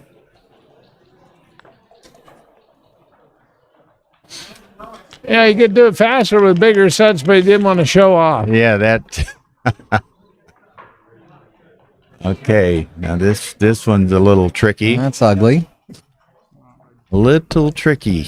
I Now, guess. what do you do? Maybe make the. I think an make outer the board 10? point could be in the 9, right? The 9, I meant. Yeah, the 9. I think an outer board point could come in handy. So And then you're only. Well, you're leaving aces and 8s. that's 17 Not shots. me. I'm making the 4 point. I don't want that point that I got to clear later. That's valid also. Well, sure. And that Absolutely. makes a much stronger board. And if Matt gets hit here, then, he's going to just try and move that one guy around. Don't have to expose anything else, maybe. Yep. All right. He goes back to the outfield. 1s and 8s. That's an ace 4, isn't it? That That's an is. ace 4. Oh, that really blocks 2-6 from the bar. As if it weren't blocked enough. 5-2. Now. Now Kit has the initiative. He's got a Kit can claim it if he wants it, right. I think. Matt kind of wishes he had his 4 point there. He would have got hit. Anyway, but would have had a better chance if he had his 4 point. Now, while they're resetting, someone asked Art and myself, do we prefer commentating with or without an XG feed?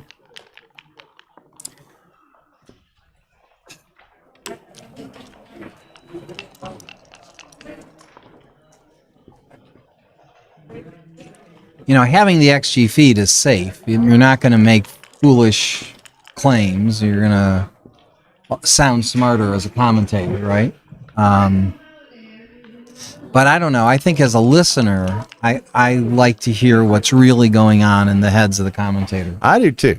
I mean, I've done it both ways, and but I think you have guest commentators and elite players making. You want to hear how they think, what their opinions are, what their perspectives are, and you don't necessarily get all of that with the XG feed. Right.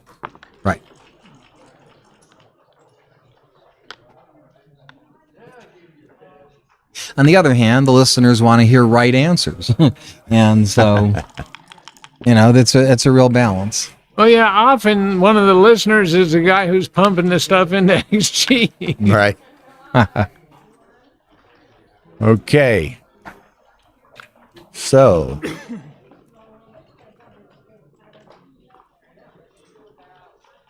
Should he hit He loose? put the second up. Yeah.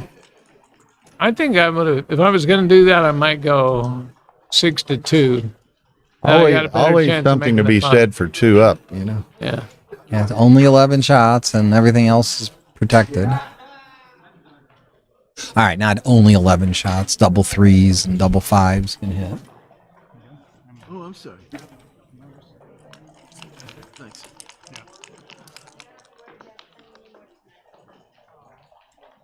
Well, kind of split the baby there. He didn't get them both in, but the one he did get in hit. All right. 3-2. Going to safety that blot, I would think. But he says, well, maybe. But there's a stack of 6 checkers on the midpoint. This is a pretty good time to bring one down. Yeah, because Kit still has 1 on the bar, so Absolutely. And if he hits on the 10 point, he relinquishes his midpoint. So And you're not going to be proud of having 7 guys on the midpoint. So it seems clear to me that you go 13-11. That's what Matt's going to do.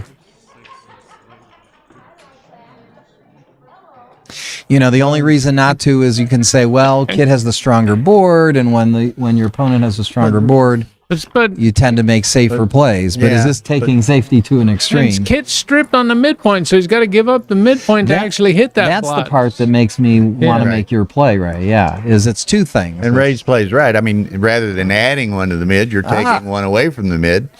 But it's okay. Matt missed that play. No big deal. Well, we're going to find out that he was right. even Matt can make a mistake occasionally. But we don't know, right? I mean, that's the thing. If XG were in front of us, we'd say, oh my gosh, he's a genius. It went against all of our intuition. 5-3. You know, when my opponent does something like that, I like to ask them if their husband plays. I got that question from you earlier today, Ray. Hard thought and thought. In today's society, Ray, that's getting increasingly Oh, well. a bit over the I didn't line. promise. Or ambiguous. Or ambiguous. I like that, too. The waiver I signed didn't require me to be politically correct. That's right, Gigi. We're keeping him out of view. You can always hear Ray, even from the other side of the room. Yeah. Tara was thinking about something untoward happened the last time she put Ray on camera, you know. Oh, no. Lens damage.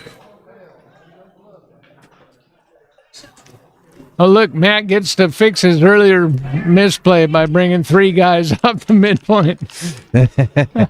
He's been playing those for several games here, 3 checkers in groups, it seems, with sets. He's going to need a set of 5s, I believe, to fix this one. B5-4. Oh, he can get out? He can get out. Oh, yeah, he's going to get out and hit. Do it now. Try to get out while the getting out's good. That's right. That And yet, would have been vulnerable to a 2-6 from Mark. Look, more spares come down off the midpoint. there used to be 7 spares up there, right? He can, yeah. Well, only 5 spares. Only 5 spares. Oh, I guess, right. 7 checkers there. Good point. 5 spares. Don't make Actually, it sound worse than it was, right? Right. That's true. That's true. He did not have 9 checkers. I think I like bringing the 5 down. What do you guys think instead of coming out? I think Matt's usually right. Probably some advantage to that, although aces. Okay. Well, he's going to have a while to get out. And he was Now what's he actually gonna do? safer there Switch. than he was on the bar. Now, does he go 8-7 or 24-23? 8-7 it is. And Matt doesn't have much of a board for Kit to fear. No. Now the 4 makes the 9. Makes sense. Oh, see, that's what you get when you have a stripped Dupes midpoint. the aces.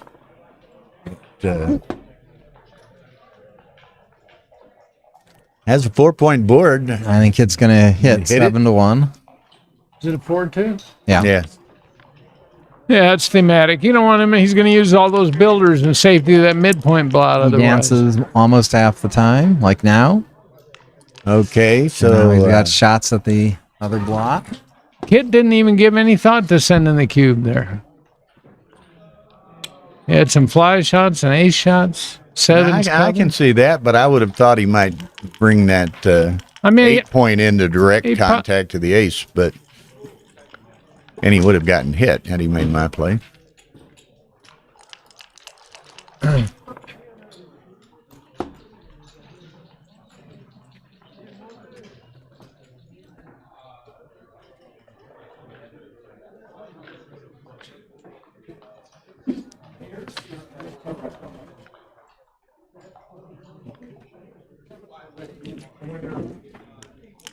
All right. Kit makes the bold play there. And Matt. I think Kit rightly figured he'd have a hard time winning this game if he let Matt roll. Yeah.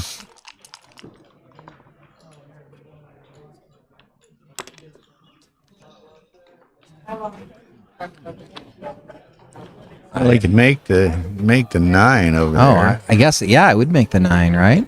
Bar 20, 13, 9 seems right to me. You're I think that's the play. you're blocking 4 numbers this way. Mhm. Yep.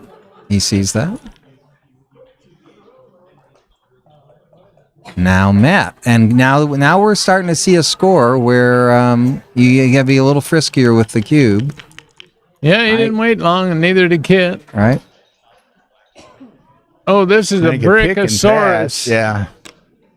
Kind of take a little of the pace out of Kit's hand there. 4-6. Now he can hit. That's 2 blots though, but may be right. I think it's got to be. Yeah, he can't let that avalanche of builders go. Plus, he's, there's that blot out there to be dealing with. That could turn into a point, and he's just losing. Yeah, I agree.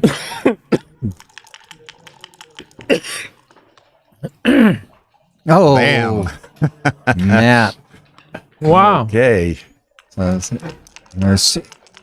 despite what it looks like on the screen, there's 2 on the bar, which are now both in. All right, so Matt is going to try and build a nice prime. Matt got the Perfect roll cube for in earlier. Matt. So this A 5 can be very bad for Kit, and 2 5s is twice as is bad. even worse. Now this could Another great perhaps roll. even up this match here. Yes, that's Because Kit's going to crunch very possibly. yeah. That's a 2. He's not going to give up his deuce point. I think Matt should keep his presence Is in he the going to outfield. slot the 10? I think slot the and 10 then and 8 play to 6. 6. Well, or that. Or 3-1. I don't understand those 3-1 plays. I see the computer make them. And there's the 6, and he can't clean it up. He could lift one of them. Right. But Matt is just hoping to vacuum up all the blots that are out there. Starting with that one. But now Certainly there's not. a lot on the ace that probably wouldn't hurt to get hit. But Right. it wouldn't be He's in danger he's in the other indifferent play. whether he gets hit or Right, not. right. Now he's out for blot number 2. Or blot numbers Lot number 7. 7, if you want to, from that perspective. But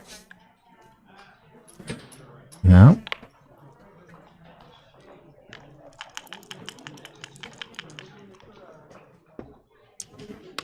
Danny Kleinman, in one of his books, said long ago, with situations like this, do you hit the outfield checker or and improve their timing, or do you let it run? And he said, this does not correspond to my philosophy in life, but hit homeless refugees was his. So I like you do more good by hitting the outfield checker. You're destroying some timing they have, and one time I recall, and this was probably 15 years ago, I asked Kit, in a situation like this where you already have a number of checkers back, might you not want to send more back? Sometimes I said, what's the number, how many do you send back? Yeah. As many as I can. Oh, okay. man. Now that's now there is very little hope.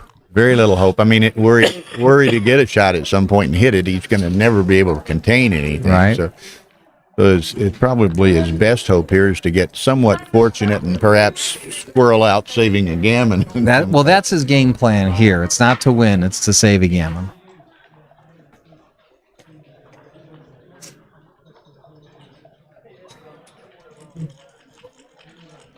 Yeah. I'm going to have to dash down the hall just a minute, guys. So All right. keep them entertained for me. I'll be right Okay. back. All right. Come, Ray. Take the middle seat. Oh, I got this one. They can hear me. All right. There's not much to talk about in this game, just whether or not Matt's going to win a gammon, huh? Right. If he does, that what evens it up. 7-up. Yeah.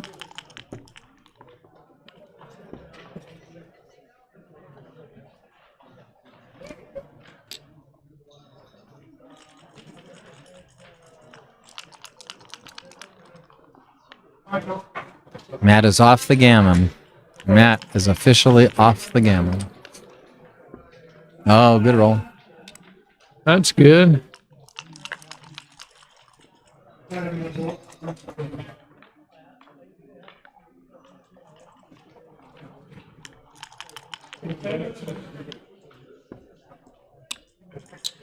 Forced move.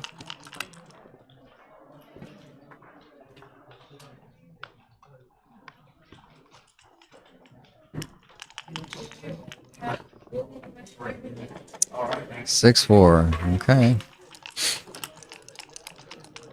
Kit's got 20 numbers to hit. He misses. Makes the 6 point.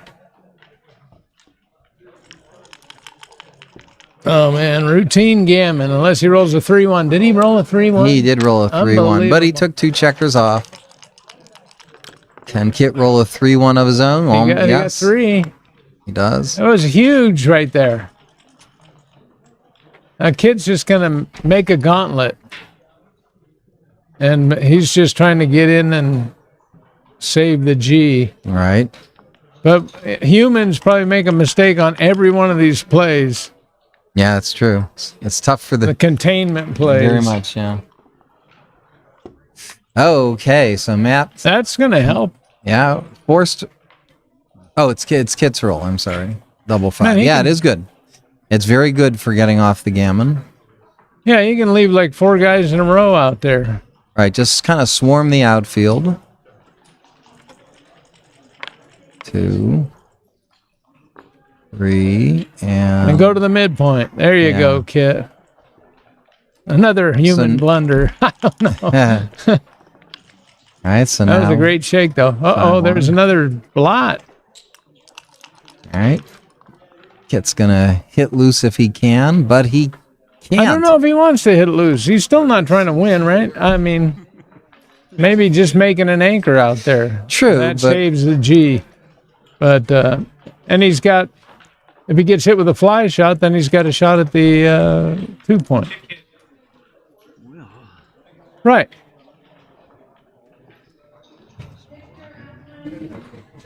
So would you just make the, oh, he brings one in. Okay, that's cool. yeah, and his still primary objective is to get off the gammon, and Right. and so yeah, a play like 12-6, 16-13 pretty much ensures he's off the gammon. So Yeah, I might be tempted to make the 9 point. Yeah. It's a 6-3 fest. Kit's a big favorite to save the G now. If he even misses, look at that. What a great shake. 1, 2, 3, and 4. Okay, we're gonna see a 2-point win for MCG here. Gammon, this is gammon shit. Gonna be hard. 2, 3, 4. Kid is largely gammon proof. Well, Kit saved that easy, but only because of that 3-1.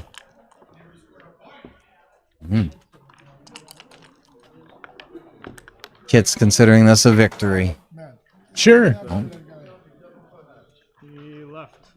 I'm gonna run to the bathroom real fast again. What? Hi. Restroom real fast.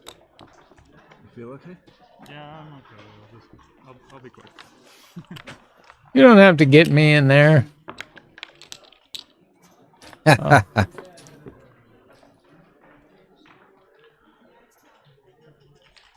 Looks like they're taking a break. They're going to take a break? Did they Okay. take a break? Looks like they just did. Okay.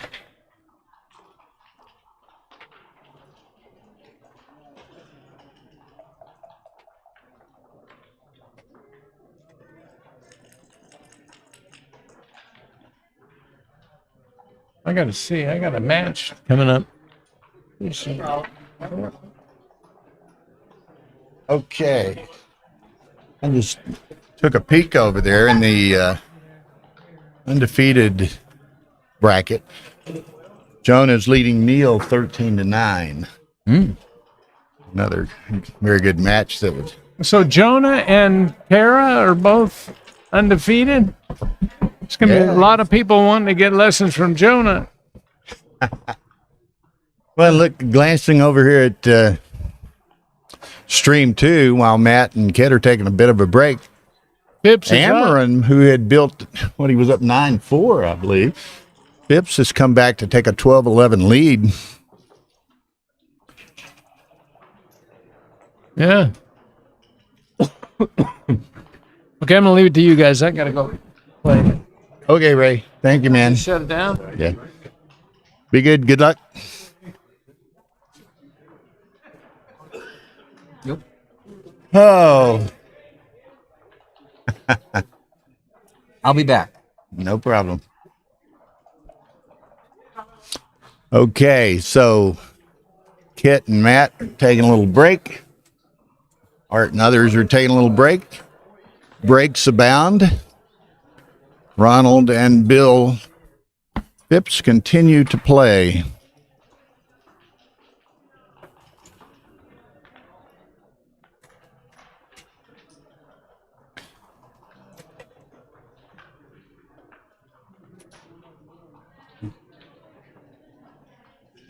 Okay, Phipps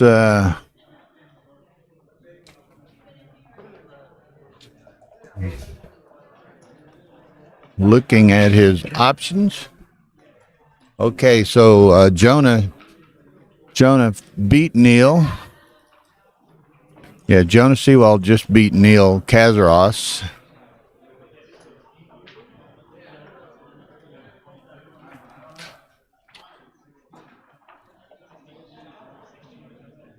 And I think Kara beat Antronikian earlier, so teacher and student and best good friends Kara and Jonah, I think, play in the next round. That'll be interesting. How's Jimmy doing? And I heard Hannah won her first novice jackpot match. Okay, so Jimmy DeRosier won his, what are you playing, intermediate jackpot match tonight? And Hannah DeRosier, my little apprentice commentator, won her first novice jackpot match tonight. So congrats to the DeRosiers. Huh? Well, she switched, put 2 up here. That's stream 2. I'm generally commentating on stream 1. They took a break, so Tara switched it to a 2-up format. That's why you're not. Okay. So Yeah. As soon as she takes that one back and puts this to just the one match, you'll perhaps see me. It rotates between player cam and commentator cam. Oh. So, not supposed to be seen. You're blonde. Yeah. Yeah, that's when it gets very exciting. It's yeah, well, I'm burning a little time here. So, been some great play today and some great rallies and streaks by various players. Here it's kind of interesting. Ronald Amarim from Brazil, who's certainly a very good player. One would have to think that Bill Phipps was a favorite in that match, but Amarim got up 9-4, and Phipps, has just kept a steady course and kept the focus, and he's captured the lead, 12-11. Well, in fact, let's see, what was the... here it comes. Takes it. Snapped it up.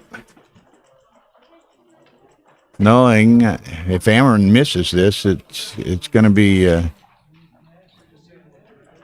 be tough. 2-1. He does dance. So Phipps with a 4 or an 8 or a 9, no, or a 12 were it to fit, and it does. So, you think it's 3 or 8s, and you get a 12 to do it, right? all right, Bill, I'll take a turn. Huh? Well, Art may kick you out of that seat. No. He encouraged me to. Huh? He encouraged me to. Oh, okay. So he yielded to you, huh? He yielded. Okay. Well, we're commenting on Kit and Matt, but they're on break. Yep, I saw that last game. Ronald and Phipps are playing here. How's Steve Sachs doing? Sachs was undefeated. Steve is last time I looked. He's still undefeated. He's winning his current match 12-3, 12-4, something like that. Leading, yeah, big lead. Yeah, and I forget. Oh, he was playing Ben Hugon. Yes, that's right. Who young lawyer from Houston, who had upset O'Hagan in the previous round. So. Just going to send this back to the match. Where are we? He's contemplating it. Does he send it back for the match? Maybe. Okay, Kit and Matt rejoined here. 7-5 Kit.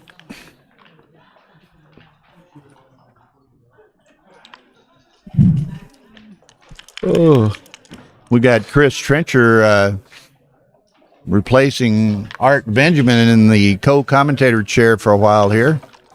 You can see his picture over here. I doubt if he wants to contribute much, but he's certainly willing. Jimmy DeRosier. That's the Hannah's dad. Hannah's dad. Hannah's dad. Better known as Hannah's dad. Better known as Hannah's dad. That's great. That's all right.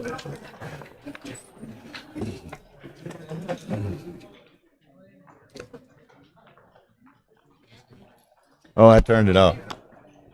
Now you're on. I'm sorry. Now I'm officially Hannah's dad. Now that I can be heard. Oh, I'm not going to stay here that long, Miss Tara. I appreciate that. I was waiting to see if Phipps was going to send that back for the match, and he did not. I think I like. Well, he probably did not because he's probably too good. He can play for a G rather than put it in play for the match. Right, that's true. Okay, so anyway, where are we at, Chris? I'm glanced away at the other match here, but it's got a little bit of a stiff position here. He's just trying to get that last checker around, and he's going to escape it for the moment. That'll make his 5 points, so he's close to, if he winds up hitting that checker again at some point, Matt's has right now close to a winning structure. Okay. To give an initial cube. And now Kid's trying to get him around, but he's really stiff. Kiffin's very stiff. In fact, I think I'd bring the checker down to the 11 and give him the 7s and 10s now before Matt gets even stronger. And he does do that. I like that play.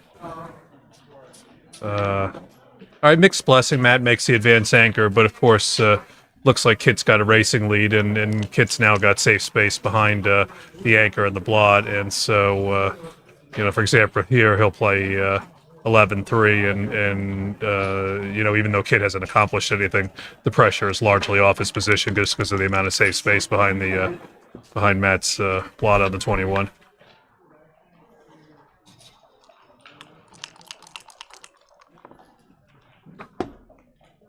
And pick and pass. Pick and pass. Looks like all he's got. That's all he's got. Yep. Matt would like to enter deep here, but again, he comes back in on the 21. So Kit's position is relatively comfortable.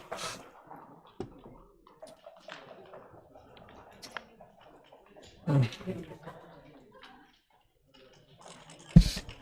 play 3-1 here.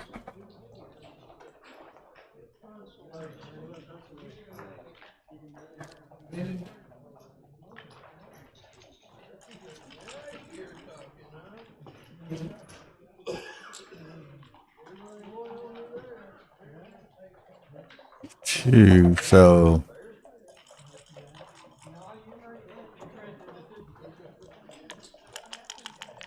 is he? Well, it's easy to play from in that position.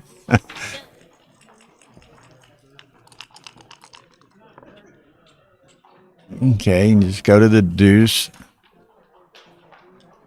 Kit's not playing that fast. He's got 10 minutes left. Oh, she was talking about Phipps playing fast, Phipps. but I said over there, no contact here now. It's Yeah. easy.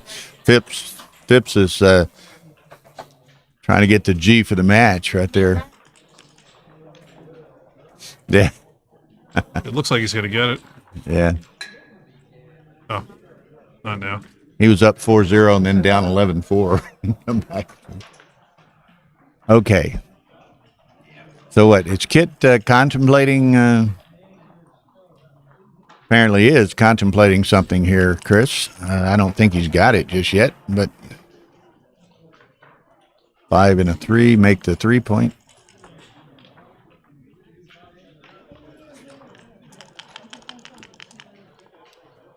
Oh, Phipps wins his match.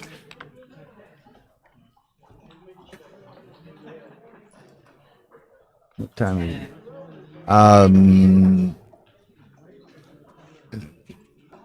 We may put on another check with see what the fighters bracket It's matches, and Matt snatched it up apparently because I didn't look away, but for a moment. So it's good news. It's bad news. Kit can make the 4-point and bring it down, but he has no play that does not leave a direct shot because of the blot on the ace point, other than bringing 13-9 3 times and then playing 6-2 with the last one. Yeah, and he may do that because Matt's got the 5-point board, best 5-point board. He probably has to do this because Matt has a 5-point board. But thank you, Art, for contributing there earlier. Certainly is going to leave some awkward 4s next roll. 6-4 is the worst. 5-4 will leave a shot. 4-4 will leave a shot.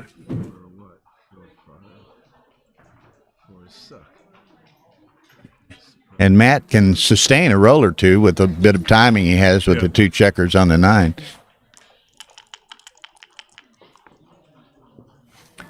Yeah, very, very nice roll from his perspective for the moment.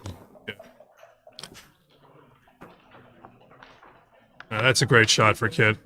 Repositions that spare where he wants to.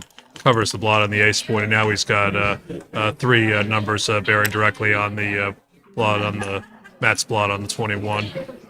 And he can also, in addition to the 5s and 4s, 2s to make it, he's got 4-3, 2-3, 4-1, and 2-1 to pick and pass. Congratulations, Mr. Phipps. We weren't really watching that one. We're commentating on this one.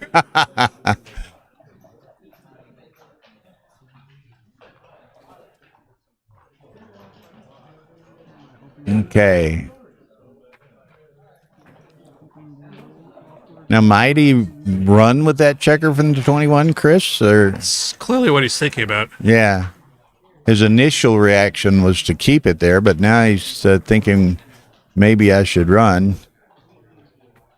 Maybe remove. Well, the problem is if he plays 8-5, 6-1, then he is pretty much out of time, and he's going to have to go next roll.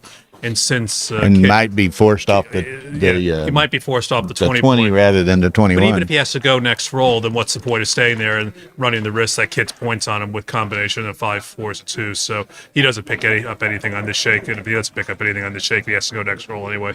He might as well just go now. And as you say, in effect, it minimizes any freak gammon potential that may be out there. Sure.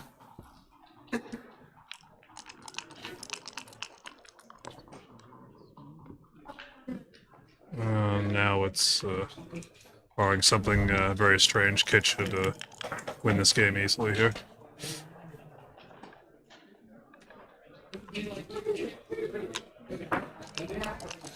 Nothing this roll, maybe next roll.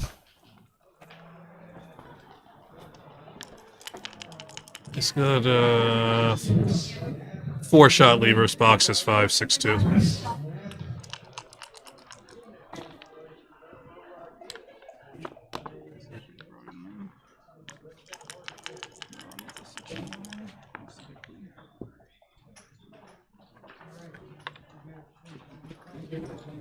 Okay.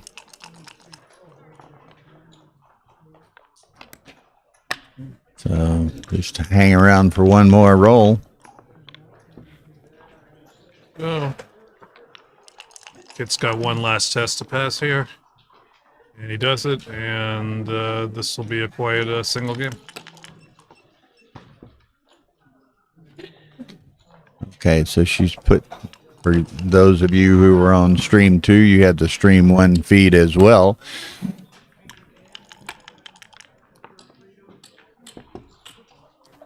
So, as Chris says, Matt will beat this. It's a single game on a 2 cube, so Kit's going to have a 9-5 lead.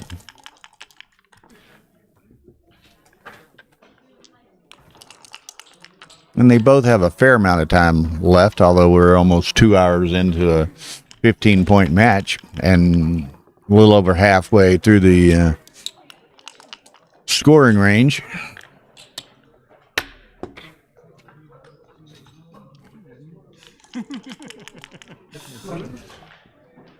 I'm off in 3, 2, 1s. Good now? Huh? I don't know. I could have done it for sure before. I had 9 pin. Oh, I miscounted. 11 pins. Man, now you can't do it. Okay. If you're going to claim, at least make sure it's So are you into continuing commentator status at the moment, or? Yeah, I'll stay for a while. Nothing more efficient. I mean, but have you lost 2? No, I I am in the fighters bracket or the 1-loss bracket, whatever you want to call it. Okay, well, you're but I still think alive. I'm still alive. I am. I don't think the match I'm waiting on is even underway, so it's not clear that I'm going to play tonight. So, Well, and that's right. It's only Friday, so it's only Friday, right?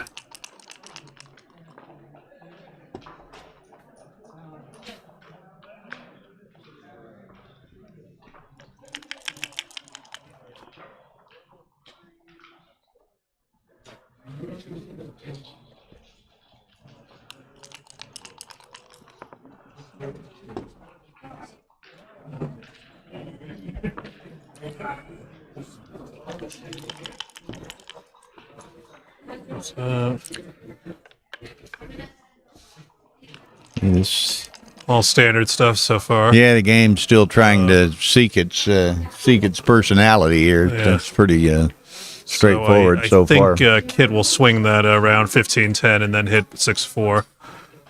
I certainly wouldn't stack it up. I think.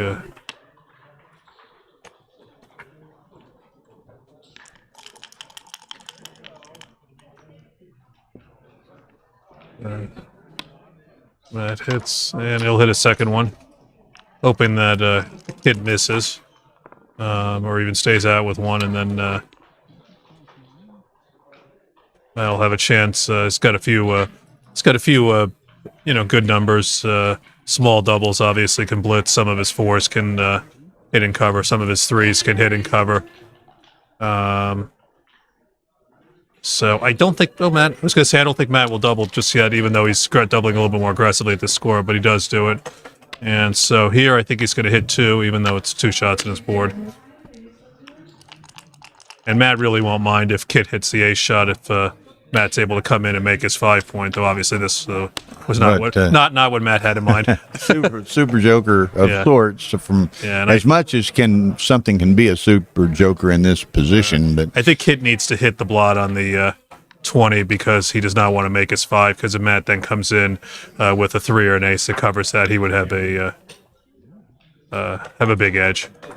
So yeah, this is what I would do. And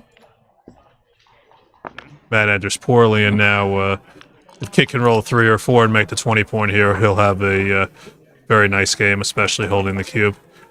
It's a 3, and now I think 5 is probably out. I think that he'd like to make the 20, so that would argue for staying there. But 13-8 looks a little bit stacky. Yeah, a little heavy stacking that 8. Yeah. So I think he'll play 20-15. We'll see. No, okay, all right. He's leaving that there to make the 20 next roll. And Matt again enters weakly. And about as much emotion as you'll ever see Matt makes the 5-point. demonstrate, and he's laughing while he flicks that checker out there. So.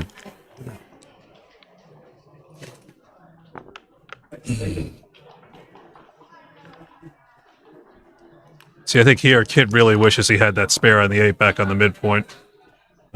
but he rolls a great shot. He'll make the bar anyway, even though it leaves the blot. Great shot.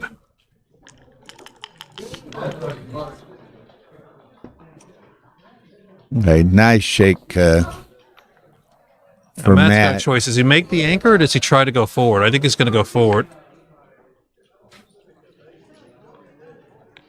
I mean, this won't accomplish much except when Kid enters with a 6. Then he'll come in and have to leave Matt some attacking sequences. But Kid's able to make the 5 point. He's got a great position. And he does do that. To answer Lusting's question, Hannah won her first match. She's playing a second match now, I think. The novice jackpot.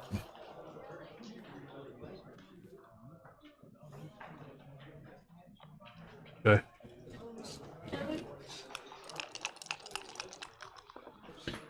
Joe Urso has entered the room.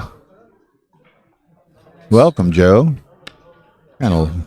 Must be in from a night out in New York City. It's 1 a.m. over there. Huh?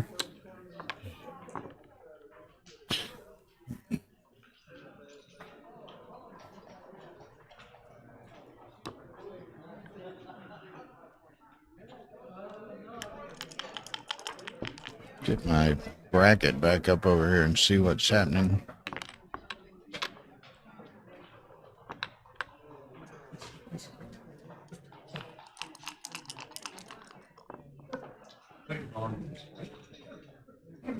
All right.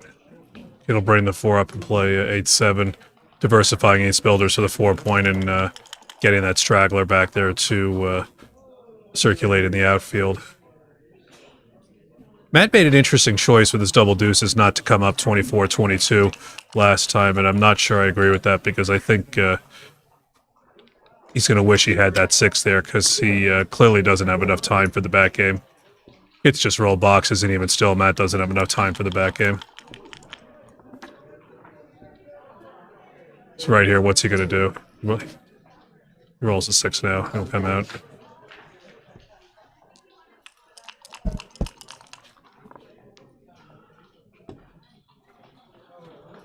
Hit with a 7, right? Yeah.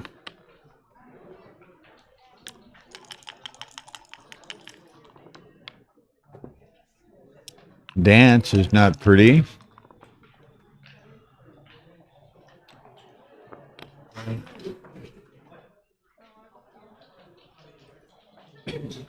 I think he'll just swing those other 2 around. Yeah, I mean, they stacked on those points They already. don't go to a good spot. Yeah. Oh, all right, he'll bring it in. I'm with you. I thought he would just bring them both around. Yeah.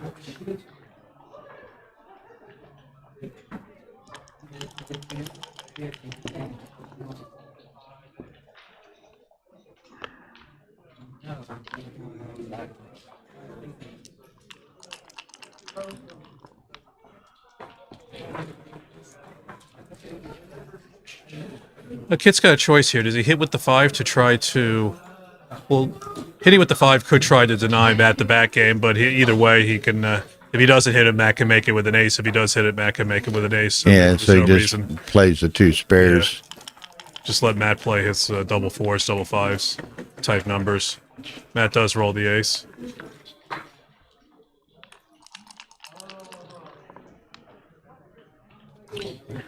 No, Matt got in an early cube, Casper, so it's on Kit's side.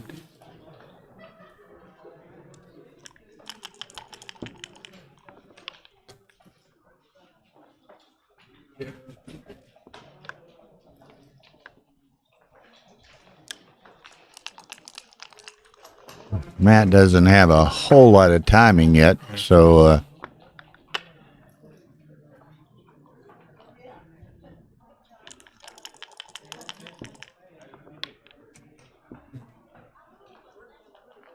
yeah, this is going to be the critical roll. If Matt can roll 2 small numbers here, ideally with a 2 and clear the 8 point. Or rather, if Kit can do that, Matt's going to run out of time.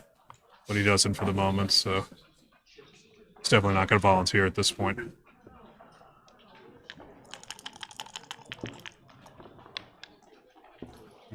Well, this that was. this If you're is going to not a roll bad- a 6. Not a bad shot at all for Matt, because Not at Kit all. now has a checker out of play, 2 stacked, and a awkward structure will clear the 7 here, but Kit's still got a variety of bad numbers next roll. Yeah, next roll's not pretty.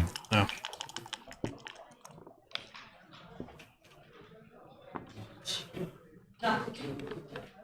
Matt'll go there.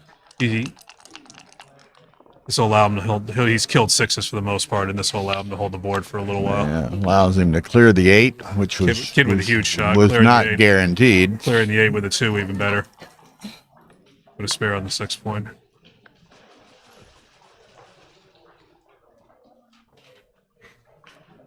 Okay, he's thinking recube.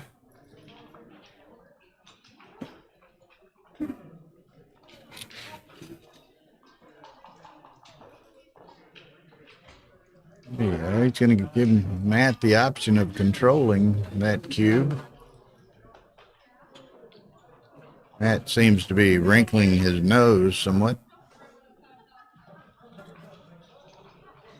11-5. Lets it And go. Matt passes. So it's 11-5 hit. Yep.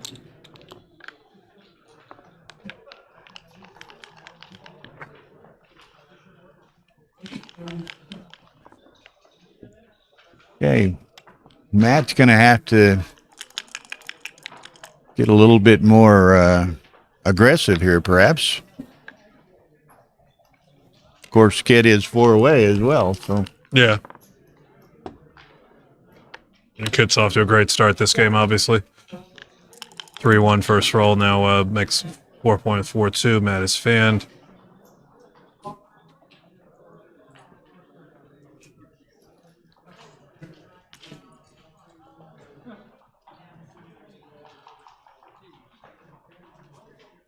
Kit's thinking about doubling here. well, think- he's 4 away. Gammon I 2 think is Matt will take match. So Matt Matt only 8 in his own. Matt's taking this and looking for the thinnest of excuses to give it back.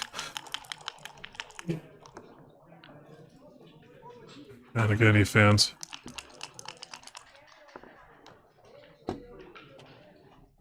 Kit can just Makes make the the bar. bar. Yeah.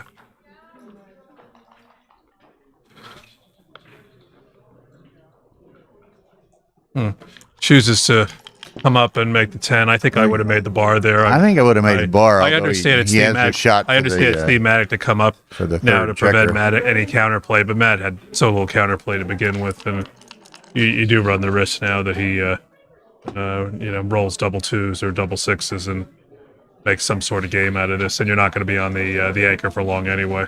So Matt now does position his checkers to maximize numbers to make the 3 or the bar, but I do think with the double 3s I would have made the bar. It's really gonna cost me. That was a stupid play.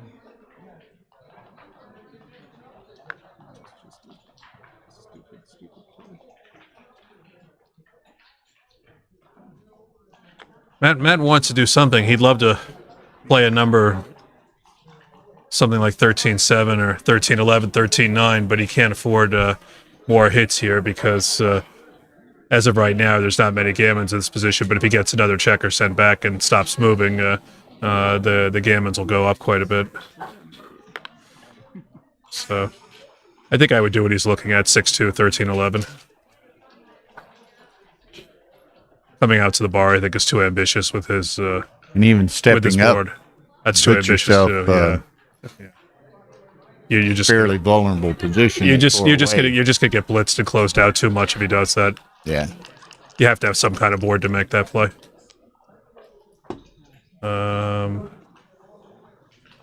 So what does he do? So Kit's just gonna keep the structure, not at all worried about the ace getting hit.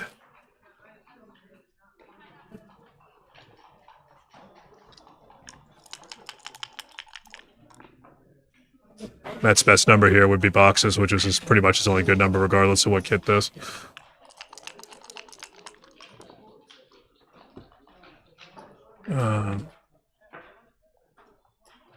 So we could play 13-9.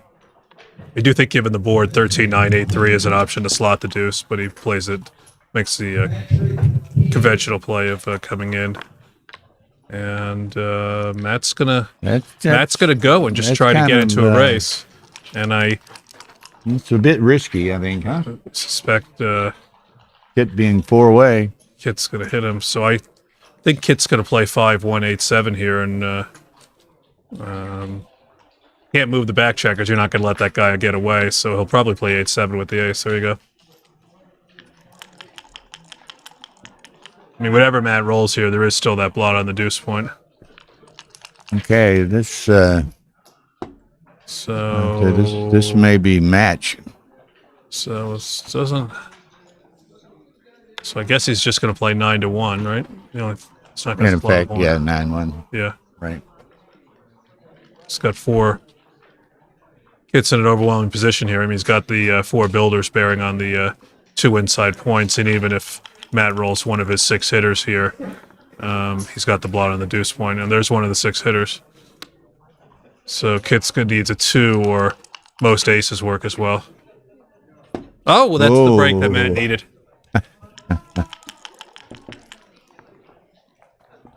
So he's got to make the deuce, huh? I think he's going to make the deuce. He and could play 13-12. He could just, well, you know, it may be fewer numbers to do this.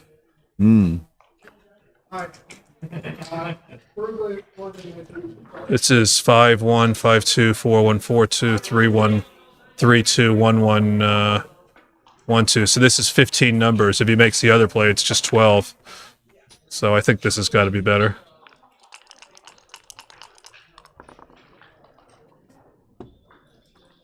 And kick comes in high. Going to try to take another shot at it by having Matt hit him. Yeah. Great shot. So Matt will play 13-10 too for sure. And then does he continue to the bar or leave those guys there? Or unstack the 6. I think he's still behind in the race and blocking Kit's anchor on the 21. So my guess is he makes the 10-point and the 3-point. And then Matt will then most likely move the blot on the 14, and then Kit will most likely move that blot, and then Matt can redeploy the 2 guys on the 12-point next roll. So I would make the 10 and the 3. I don't think you need to overthink this at all here.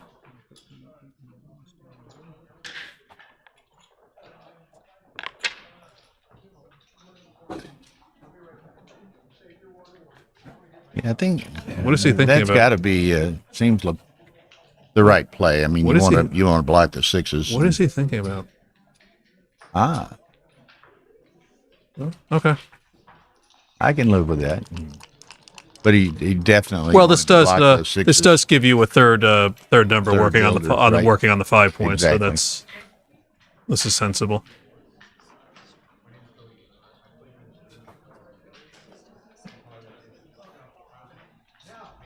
So I'm guessing that Kid is considering playing 21-14 here.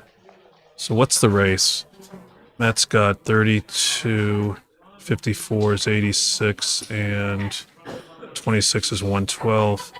Kid has 49, 58, say 104, and 112. 112 to 110. So Kid is going to be up 2 after the roll. So he can run, but there's no particular reason to do that because it just gives Matt some hitting numbers. Most of his deuces would then be strong, and it's not like Kit's winning the race by that much anyway. So.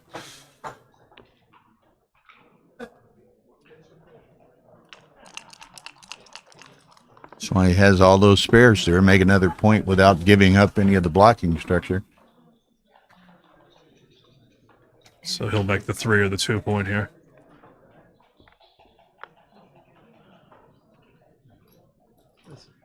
Where was this here? Yeah.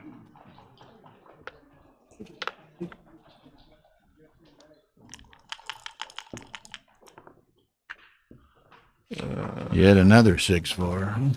So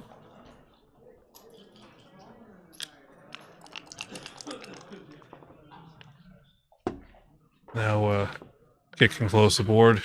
You would think Kit choreographed that, wouldn't you? Whatever, unless Matt rolls a joker here, he's going to degrade his structure somehow, and that's blot time. That's blot time.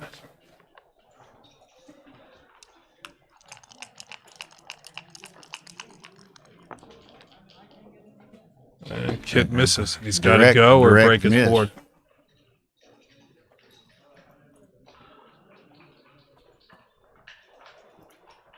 Well, there are things that point on it, but it's almost a phantom 4.2. He runs. He's going to break it. He wants to force Matt to put the spares on the 8 and 6 behind before he goes, and then he'll run next roll. And okay, Kit scoops this. He can use all 4 points. There's no gammons either way here. And now he's burned those 2 spares, and Matt's going to have no flexibility next roll. So Kit just wants to roll something over 6 pips and go here, and he does.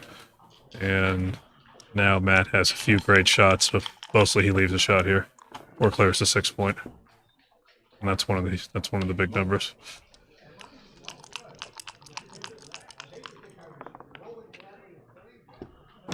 Wow, he's a long way from home though. Got the 1 to safety, and then he has the 4 and 5 point gaps.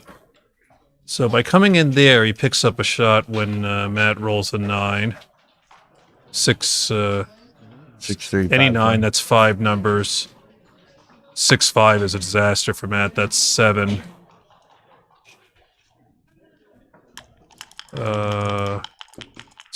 Maybe some other ones, at least 7 shot levers. And that is a super joker for Matt.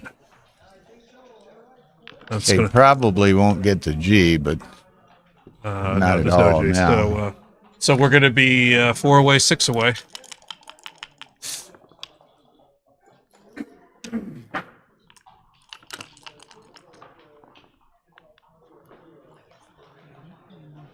Nice win for Matt. Took a tough cube in an unattractive position. And got a reship in. Got the break he was looking for when he hit the 6 numbers off the roof, and then Kit fanned on the 1 point board and was able to kind of weasel it home from there and get the recube in. Nice win for Matt.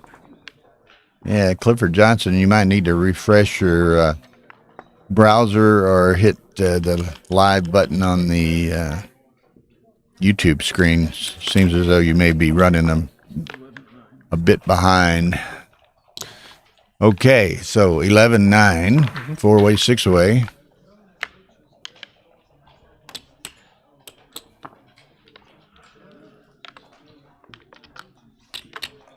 Now, like Chris said, I mean, Matt took the tough cube, which I really in that game. I mean, obviously, I want to. I don't want to be too critical of Kit because I have the most respect for his game, but I do go back to that double 3 plays and not making the bar. I think the coming up was thematic but unnecessary in that situation because Matt had no real offensive threat, and Kit not having the bar made the difference in that game.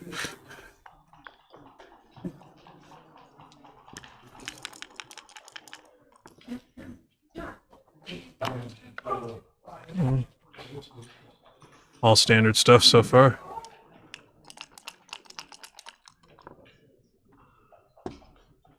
Kid not with a good shot here.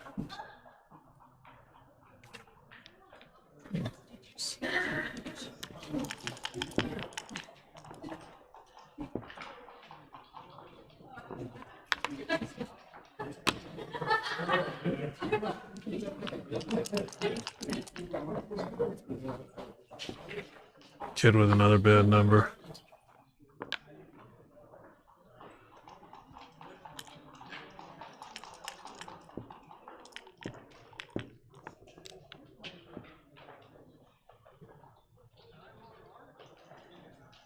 I think he'll cover and bring the 6 out to the 18 point. Or he'll do...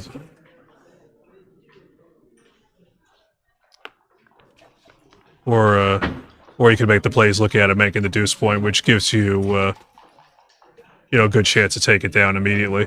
In fact, if he makes a deuce point and Kit fans, it's probably too good. I imagine he'll play on. But this would be the more conventional, conservative play that locks in an edge in any scenario. Matt decides to Okay, go for so it. he goes for the gusto here. I think he plays on if Kit fans and right here. Kit, this is actually a pretty good entry for Kit. Comes in on a high point where Matt doesn't have a ton of ammo bearing and puts the blot in a relatively safe place. And Matt hits outside here. 122. 120. Running small tonight. Nice reply by Kit comes in. It's the blood.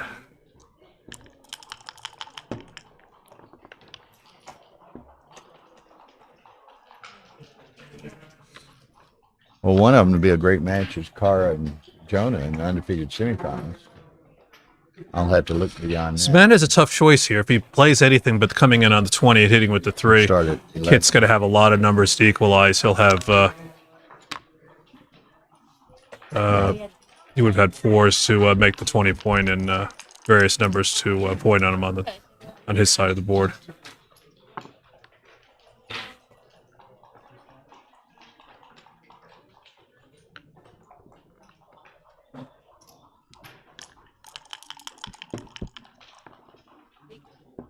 Who's that? Uh-huh.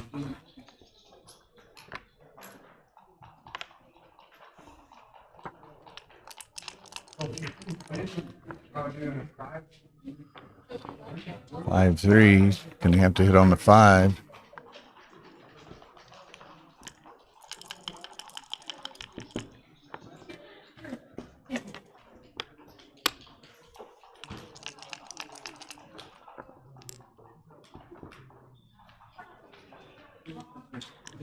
I think Matt will. Is he playing this is too good? This is clearly a double. It's clearly a double in a pass. Not sure why. Is he playing it as too good here? Okay, he does double down. It passes. Okay. 11-10, 4-way, 5-away. And just to let everyone know, between games here, we begin anew at 11 a.m. tomorrow morning. And one of those matches will be the undefeated semifinal between Jonas Seawald and Cara Schultz, a teacher and student, and very good friends. So that'll be an interesting interesting match. They played before, but I think this is the biggest stage, so it's going to be exciting to watch. So this score, 4-away, 5-away, is an interesting score. This is the only score at which the leader doubles more aggressively than the trailer does because of the opportunity to win a match with a gammon. So we're going to be looking at both sides. Of course, in this case, Matt has the superior position, having rolled the double 6s. He's up in the race. He's got some blitzing possibilities and elects to double just in case he let's clear the 18. What do you think? Sees one of his better scenarios, and I think he'll just hit 2 here. He can protect the racing lead, but having... I think he's going to put it back and hit 2 here. We'll see. Well, he could do that. There is another blot on the far side. Yeah, there we go. If Kit had a point made in his home board, I suspect Matt doesn't make this play, but here it's worth the risk, even though obviously it hasn't panned out in this certain circumstance.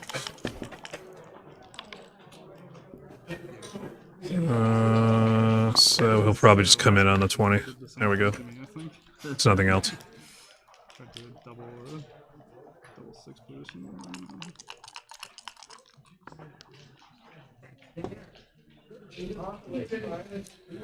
So 6 out and 5 cover, so I think. 6 out's the only 6. Yeah.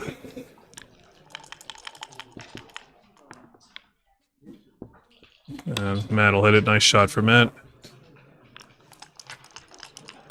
Huge shot for him. That puts him back on the offensive. It cleans up his liability and Kit's board and puts that checker to use on offense.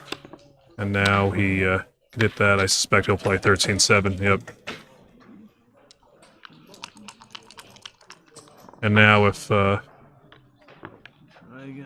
Kit's got that 5-6 down. Kit's got that 5-6 down, but Matt doesn't necessarily want to hit. He'd be happy to make the 5 point here. So let's see what he does. See what he does. He has the opportunity to make the 5 point, and he the point he wants and he unstacks the 6, I can't see him doing otherwise. I think you make the 5 point. I mean, you if you hit, you expose the blot on the midpoint that returns with aces, and plus kit can roll 5, 4, 4, 3 type numbers, and you're anchor still up. looking for the 5 point. Yeah, anchor up, and this is actually going to lead to more gammons than hitting the hitting on the 11 would have. Let's bring 2 down. There we go. And now Kid would really like to get a deuce to step up to the 22. Oh, he can make a run for it here.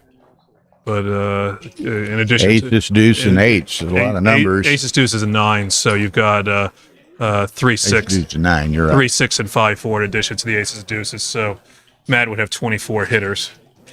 But it may be the right play because 24 hitters equals 12 missers, and he does need to get that checker out. And Matt's already threatening to make the 4-point justice roll.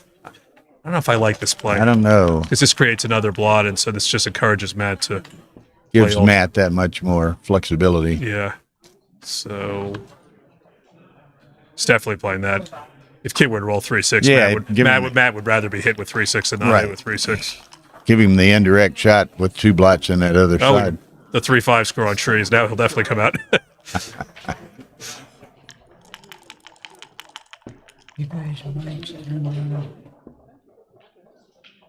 These are. Oh, we don't have any speakers up. Because it's in the same room. We didn't put any speakers up. Kid. Why? All right. All right. So 6-1 is blocked. So Matt has just 2, 5, and 4, 3 here. And he has got the 2 blots at his board, which he cleans up. And so now. I'm nervous. Andy's got time to, no urgency to clear that 18 point. Kid's going to have a bunch of strip points. Yeah. Matt's got time to play inside here.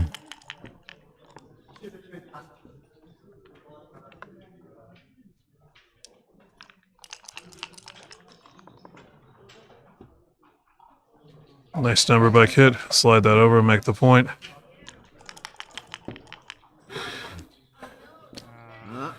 Well, that was not what Matt had in mind. 1, 2.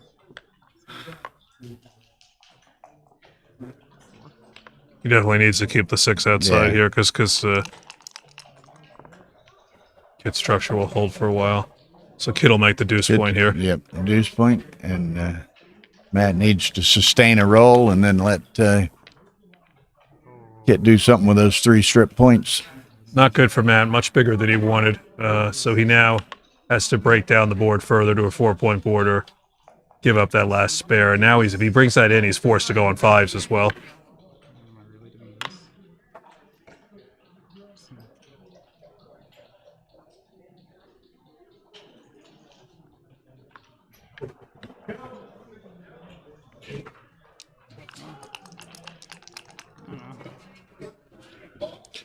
Oh, bad number for Kid. His worst. His worst. Just leaves a shot, and not only that, he can't even cover the blots. So what is he going to do? Fewest shots is 8-1. He can leave 13 shots by playing 11-5, 11-10. I suspect that's what he'll do. Because then a lot of Matt's 5s and 6s that don't have a 3 in it will still be bad. So huge number right here. Matt can win this game with a 3, but if he rolls a 5 or 6 without a 3, he's going to leave the blot. And he rolled one of the few numbers that was none of the above. Okay, but Kit's, he can probably sustain a roll here and then see what Matt Kid rolls. ideally will bring that spare in and make the 3-point exactly what he wanted. And now he's just hoping that Matt rolls a 5 or a 6 and leaves him a double shot there. 5-1 would be the worst, of course. Oh. Ooh, that's nice. 6-1. Now he held the play. position. That's the only... They're having a good chuckle about it. Now... 6-4. Now so. Matt's happy because whatever happens, he's off. Except for 5-1 or... except for 5-1, he's off for the double shot. Right. 3-1, he can handle that. So The question is he saving the 4 there? I pick it up. So Yeah, if he picks that up and Kit holds his structure, then that creates 2 more double shot, leaving numbers 4-1 and 4-2. On the other hand, if he leaves the blot there and Kit rolls a 6, then some of his hits next roll aren't going to be as effective. So, but Kit just says, you know what, I'm just going to try to win the race. I won my 3rd round. Go directly to plan B. Very good. Is this Hannah's chair? No, Hannah's. I don't want to take her. Mad I with a think she's great probably gone to bed, or she was playing in the novice jackpot. Oh, cool. I mean, this has to fit right in this. They're laughing about it. They're having a good time. Not sure exactly what the conversation is, but they're both. Let's see. What does it look like to you? So what do we? Steve Sachs has joined us over here. Tara's going to adjust the camera. Steve won his. So you're in the Hello. undefeated semis now? Is that Quarters, yeah. your quarters? You were in the. I had to play an extra You match. had to and, play the extra play match. Jake Jacobs tomorrow. Who do you play? Jake Jacobs at Jake. 11 a.m. That might be our second match. Oh, Jake and Steve. That'll be a good match, and Cara and Jonah will be a really good Okay. match too. That'll be a. let me know before I leave so I don't have to bring my equipment down. Tara, Jonah, Jake, Steve. Yeah, I think so. At 11.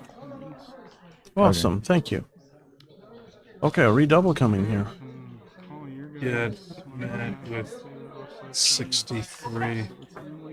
Not much. I get Matt's adjusted eyesight count to be 66. And Kit's at 57. Looks like a drop. He needs like looks what, like 25? looks like a drop. He to needs me, 25% raw. Yeah. Don't think he's got it. Don't think it's close. But he's going to figure it out. He's got time. So for those of you who are maybe less familiar with the cube dynamics, Matt has 2 choices here. If he passes, he's going to be 2 away, 5 away, which would give him a 26% chance of winning. If he takes the cube, then Kit would have enough to get to 15, so Matt would automatically reship it to 8 next roll, and they would play this game for the match. So the question is, does Matt think he has the 26% here? And he decided he does not, so he passes. Yep.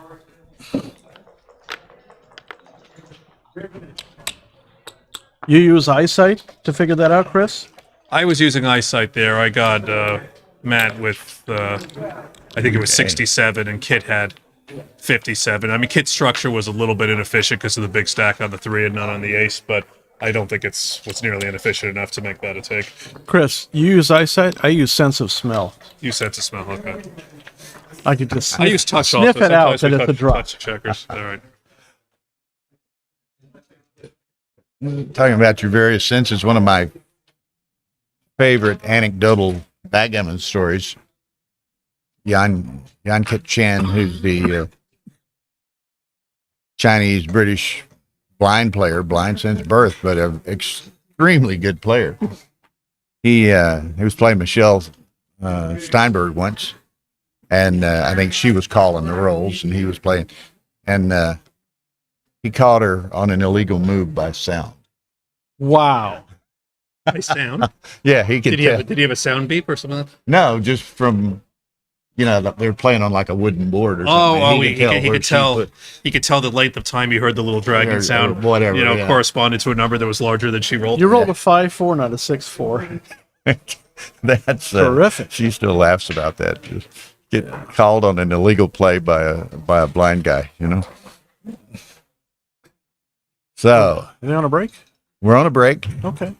So we're been a good day of matches, and shapes up again. Now you're playing Jake. Who else we got here?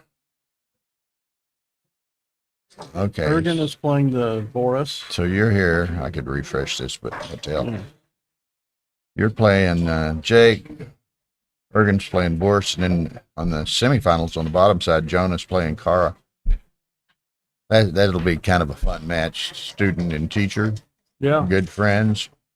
It's like a Kill Bill Part 3. Kill Jonah Part 3. So that'll be fun. That will be fun. And what do we? Well, let me refresh it, and I can look at the fighters bracket too. But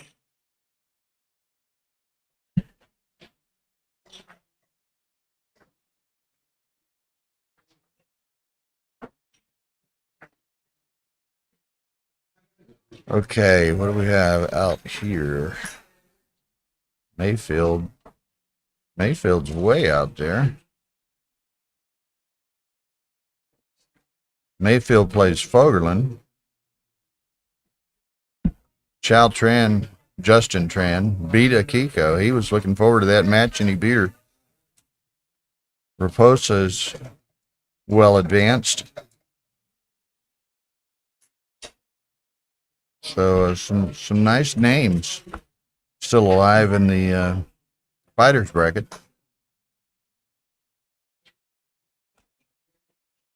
Wow, that was interesting. Justin Tran, he was excited about it. I saw him a couple hours ago, and it was the potential that he would play Akiko, and he did play her and beat her. So Mayfield, Fogerland. Okay, so there's some nice matches out there.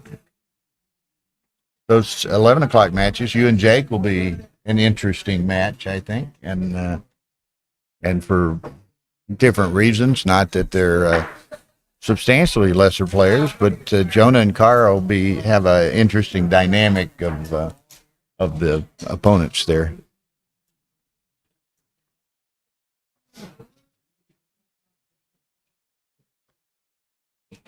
Oh.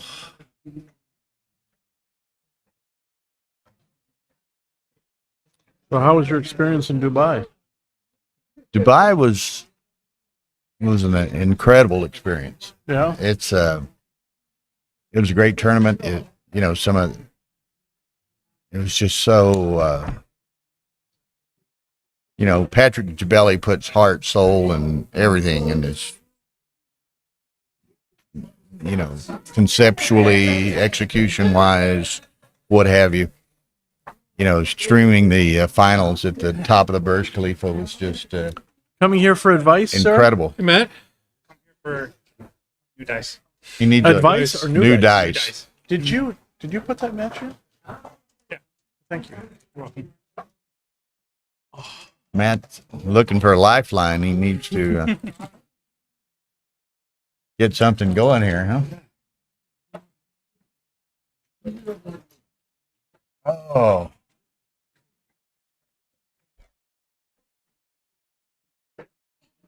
So 2-way, 5-away. Matt can win this next game. Then 2-way, 4, which is, of course, the most exciting score in backgammon. Exciting score in backgammon. And in fact, Jonah beat Frank Frigo. Frank Frigo from a 4-way, 2-way position this afternoon.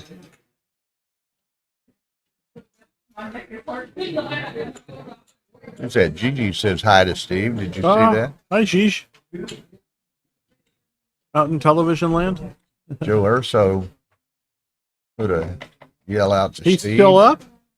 He's in Chicago. He just came on. I don't know what he's doing in Chicago. Hi, Joe. Joe has got it working hard on all the stuff for the Good. magazine. Good to Who's see taking you. over this month. Almost. Oh, really? I didn't realize Yeah. that. For So this, he's taking over what? well, no, he's running the magazine this quarter, the primetime magazine, doing As opposed to Sue Marty. I think Marty's. Marty. Yeah. Yeah. Okay, here we go.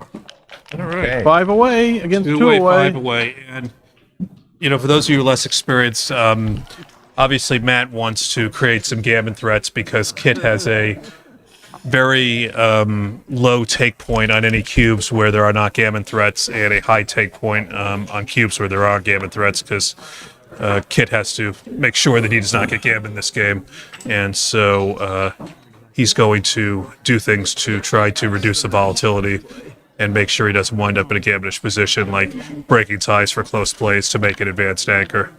Chris, on this double twos here, what do you like? The 22 point or bring 2 down to the 11? I like bringing down the 11 for the reasons I just said. It produces Yeah. a more threatening position. Yeah. I mean, this is probably the play for money, I guess, if I knew my openings. Oh, seriously? Oh, that's nice. Good call. Good choice there, Matt. good choice by Matt. Now the 11 point would no longer have any value here, so he's happy he's up on the 22. And Yeah, good slotting. yep.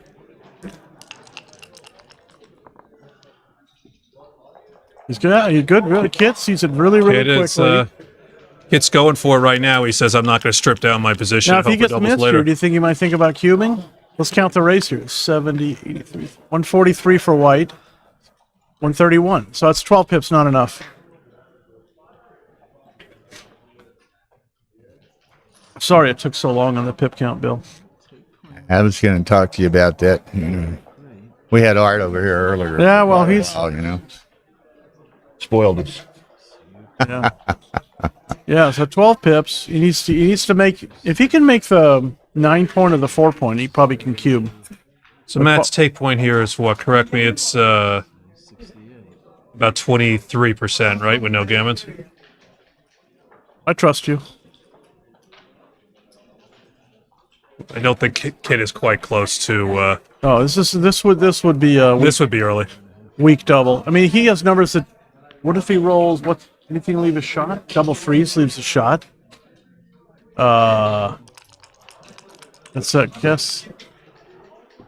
5-1. Okay, so 18. No, 5-1 is fine. 18 pips.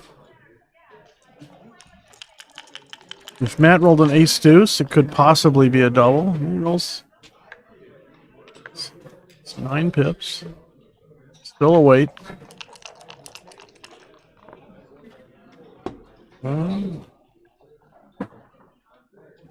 And the deuce behind. That seems reasonable. You don't get the extra only dollar? gets hit with a fly shot, and Matt has a block. Why not play? Why not play 10-8 and create a fourth Because build? you can bring 2 down with like 5-2, 4-2. No, well, 4-2 you can make the prime. 5-2 and 6 you can bring 2 down. I don't mind giving up the builder for that one shake, just to be able to bring the checkers down. Okay. So, 126 for white. Okay, this is There you go, and now interesting. Should you make the 4 and leave the 17-1 shot, or should you just play to the 5 and the 1 and then cube? This could be an unnecessary risk. He is giving 2 numbers. Okay, now it's just double pass. Yep. So 44. Yeah. I wasn't sure about that boxes. Whether you just like... Because all you do is get to the threat of doubling. And it might have been enough. But it worked out for Kit. So now, Matt is backgammon go at this score here. Effectively DMP. Oh, post Crawford, you wish, Matt. There you go. All right, turn the score, Kid. Give yourself a point. There we go. Give yourself a point. 1 away, 5 away for Kit. Hall of Famer. Okay. The only dual backgammon and bridge Hall of Famer in the world. 2. Yeah. What do you do here? Split, Chris? Or bring 1 down? I think I split. I split. Look at this play. Ooh, Kid Woolsey. Duplicating 3. Look out. Unstacking. Developing. And getting hit and point. Making the point. All right. Well, there's no cube in this game, so Matt's just going to try and... Whoa. If he wins the gammon, that's okay, but he's really just trying to win the game. Win 1 point, get to post Crawford. Yeah, the gammon doesn't mean that much. Yeah. Actually, I think I make the 18 point there. What do you think, Chris? I'm okay with this. Yeah. I really... Okay. All right. It's saying, I'll play a back game, no problem. Okay. Good shake. Hit and escape. He can roll 4 here. He's got a nice game. And Oh, yeah. With Gammon's not counting, he can afford to play for Okay. the back game. Damn. Well, Establish it. That's probably got Attack. Matt's going to hit mode. on the 4 point with anything he can. Attack mode. And No, he cannot. That's a not weak it. shot. 5 and... You got 6 and 5s. Okay. Ooh, great shot for Kit. Do nice not shot. hit. Not hit. He'll play. Do not pass go. 13, Just slot 7. your bar. Yep. So Matt's got good 5s, 1s, 3s, and 6s to make the bar point. And 4-3. Run out. You're not getting hit off the 21 point, so you're only worried about getting hit mildly on the 9, the 16 point. Doesn't get it, so he can make the It's 5. not terrible. His timing is reasonable. Got the 24-21, also known as the Ace-4 back game. I like making the 10. Okay, he does that. He's not terribly short on time, but it is a little bit of a concern. I mean, I saw Matt play a match against Jeremy Maguire in the finals where he was down to less than 10 seconds for the last 2 or 3 games, and he didn't time out.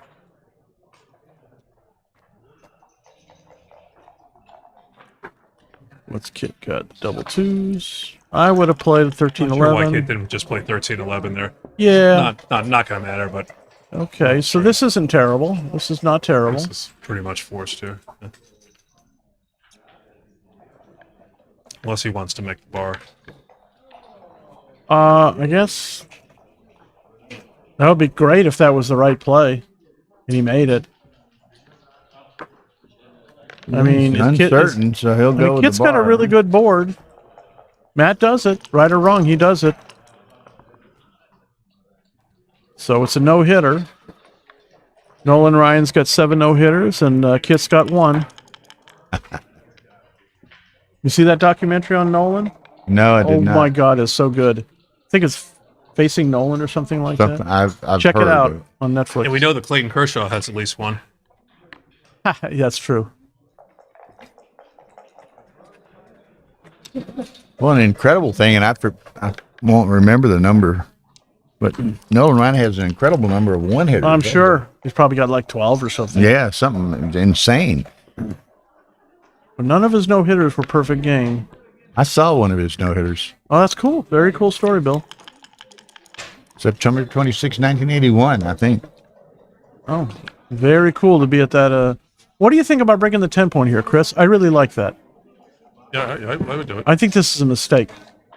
He can clear the 10-point. Kit can hit him with 4-number shot, but he's slotted in his board. I think that was a missed opportunity. Now some of his 6s are like 6'5", 6'2". 6'4" will play for the moment, but He's not much flexibility. He's yeah. stripped all the way Anyway, down. so Also saw the only no-hitter to clinch a pennant. You know? oh, tell me who was that? Mike Scott, 1986. Oh, I remember him. The San- old beat the San crazy Francisco- Astros uniforms Beat back the San then. Francisco Giants to clinch the pennant Scott. at the Astrodome. All right, let's see if Matt can survive. 6-1 and 6-2 leave a shot. Yeah, Reese Mack filling us in. Ryan does have 12 one-hitters and 18 two-hitters. I was just guessing on the 12. I was a really lucky guess. 18 two-hitters. 6'5" doesn't. Oh, by the way, Bill, he could just play 7-2. when I was in Little League, the only game I ever pitched, I pitched a no-hitter. But did you finish the game? Okay, I didn't tell you the story before, but I faced 4 batters. I walked them all. They took me out, but nobody got a hit. Okay, but a no-hitter would typically No, I imply a understand. complete game. I understand all that. This is you get what you pay for. There you go. Okay, so yeah, I guess he's got to do that. Got to try and keep the 24-point anchor. Yeah, Yeah, coming there. back to bite him potentially. Not having cleared Not the having cleared 10 when he the had the 10. chance. Look and boxes. out. How about that? Look out. Okay, so Bring him around. nothing really cracks that badly, but ace-4 is kind of inconvenient. We're coming with ace-3, ace-deuce. How about double threes for Kit here? Well, It's like- they- Super they would Joker play. Deluxe. Make the ace. Oh, look at that. Got a little time here. Got a little time to get out. Okay, if I won. Wrong 6. Double threes would be the Super Joker of the day. 6-5. No, he didn't do it. Super Joker of the year. Yeah, well, Matt rolled his double fives against me last night where he came out with 2 checkers from needing only 5s to get it and covering the 3 and the 2 in his board. Do you remember that? I remember that. I called that shake. I said, Matt, if you roll double 5s here, it'll be one of the top 10 rolls all time in backgammon, and he rolled it. There it is. 6. All right, Matt survives for the moment. And he's got to come out. Got to come out. Force play. All right, anything bad here? 6 is hit. 3-1, 3-2. You're right, Chris. 5-1. Oh, interesting. Now. So, I just What do hit you him do? outside. I think he hit it outside. If you hit him inside, you're giving him 4-5. You're giving him 4-6, 4-5. 4 would be pretty good. This is Yeah, could be, it's probably right because Kit doesn't have the timing to hold this position if he comes in with an ace, as evidenced by this roll right here. Attack. And so Matt's probably got about 0.5% or 1/4% backgammon here. Probably jumped up to Just about going up to maybe marginal. 0.5%. It's funny, the backgammon almost seems like it might be more likely because he anchored up. A trick. But it's a long shot. But he's going to play for it. He can do so And it's not playing for it. reasonably. Okay, Kit maintains his 5-point board for the moment. 5-5, 6-4, 6-5 leave a shot. 6-2 does not leave a shot. it's more bad 6's next roll now. Crack mode now. Yeah, but you know that it's not an entirely unfavorable sequence because Kit broke a point in his board. 4-3, excellent roll. Matt's steering towards a 1-point win, most likely. Okay, I don't know why you don't save a 3 here. 4-3. So many people, I see so many people misplay that type of roll. Yeah, it's a free thing because Right. Okay, that's reasonable. Okay, escape. Oh, interesting. Do you stay here, Chris, for one shake? There's no gammon equity. I mean, so Yeah, not this much. spot, yeah. Okay, very good roll. There's a clearance sale here on aisle 7. They're in the 6-point. Well, again, I don't This know. is 6-1, 5-1, 6-5, 5-4. I don't think so. I don't think You so. don't gain enough extra. You- I mean, you get 2 checkers off, but The gammon doesn't do you any good. yeah, I would have done the other play, but I doubt it's a big deal. All right, Matt. Let's see. Going to overtime here. One more game. Let's see if you can make it interesting again. 6-2. Okay. Interesting. If Matt does happen to win a gammon here, I wonder if he'll try the trick on the Kit. He's not going to win a gammon. We will not know whether he would have tried the trick or not. Oh, this. Well, 2 sats. It's trying to help him. My free drop.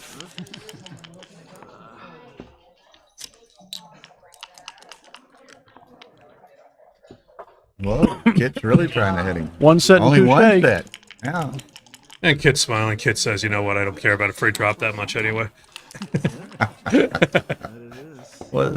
just want to see a double here because I want to see if Matt's going to try the trick. Boom. Oh, He's ace not up. gonna win a gammon with an ace up. Finesse. Okay. I can guess the score. Post Crawford? 4-way. 14, Yeah, so we 11. have a free pass. We still have a And now chance. we are again playing with the cube. If I feel a good feeling to flip that Crawford to post Crawford. Yeah. Feel like you have a chance now. Those are the 2 words that the trailer most one enjoys hearing post Crawford. Okay, here we go. Nice. Big. Okay, where's the free drops? Just That's about the free come up. drop coming now. Yeah. Oh, no. Maybe not. Kid Woolsey says, you can double me right now if you like. Yeah, go ahead. Go ahead. for it. I have a difficult decision. Matt's thinking like, wow, do I even have a market loser? Well, I'm not going to try and figure out. I'm just going to double here. 5-1 or Kit's 3 or something. smiling. I got to take that. Yeah, I'm taking this one, buddy. Wow. Way back when I had. Okay, I guess so. Possibility to McGrill, and he said Duplicates 2s. can't be. But All right, Matt could win a gammon and a few sequences where get to the last 3. Are they doing for the last 3? Yeah. Okay, so he would be in the last 3. Yeah, the but finals he or the doesn't. He has to play. He didn't get the buy. Oh, okay.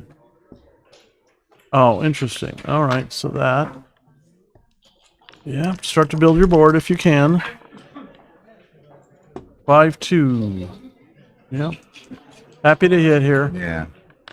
Well, that would be good. Matt would have to play Phipps, Oh, good buddies. and Sellers awaits the. Oh, okay. Sellers got the buy. Oh, I didn't know I that. thought they were going to just play to 3 and do the Art Benjamin type of formula. Okay, 2-6, kind of Look, feeble shake. 13. Sellers got the buy, so he'll get first or third. 13-7. And now Matt's got some You got a few jokers here. That's not entirely terrible. You can hit on the 12. outside checker, I think. Yeah. Hope Kits rolls a 6 from the bar. Boom. 3. Very strong shake by Kit. Hit and exit come to the out, 18. And he's a favorite in the game, and he's unlikely to be gammoned very easily. Okay. Very Nice, strong shake by nice, Matt. very nice. Making the 20. Fighting back. Probably Kits. It's close. I don't even know who's favorite here. Even at the score. Interesting. It's a good decision. That's not the best. What's he What do? does Kit Step do up here? with He's him?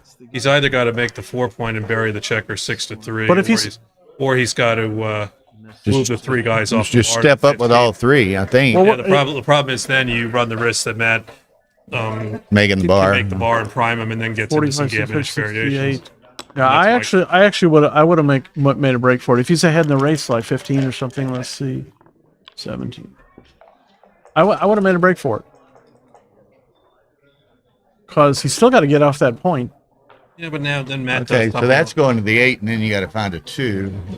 Yeah. All right. It's a target. He's a target.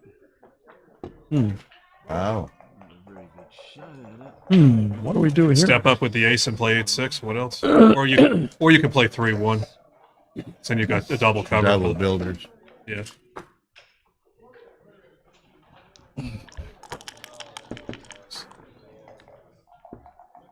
Set of 4s. 131 for Kit.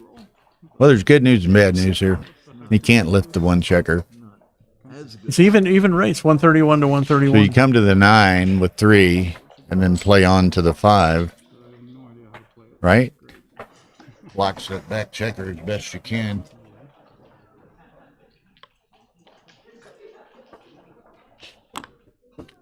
It duplicates 4s. That looks like Yeah. a good move. That's it. That's it.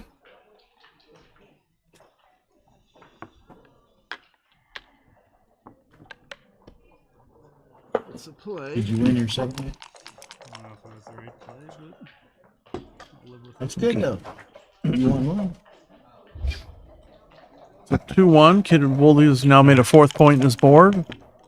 Matt has a few really strong attacking numbers. Oh, interesting. You make the 4-point duplicate 4s or lift it? Just make the 4-point. Yeah, because it's Gammon Go. This is clearly the Gammon. Yeah. Gammon go play. It gives Kid a choice on what to do with the 4. He'll probably exit. Probably exit, but you're just playing against 3-2, not so good. So Matt Yeah, is he's one played joker out. away from really looking like a possible The problem Gammon. is this creates another blood. Now Matt can hit him Yeah, with he an could 8 roll in an addition to 8. the other stuff. 4 builders. So this is starting to get very dangerous. 4 for Kid. builders. That's not so strong. I'm just going to slot the deuce. Not the greatest. Yeah. Wait for better opportunity.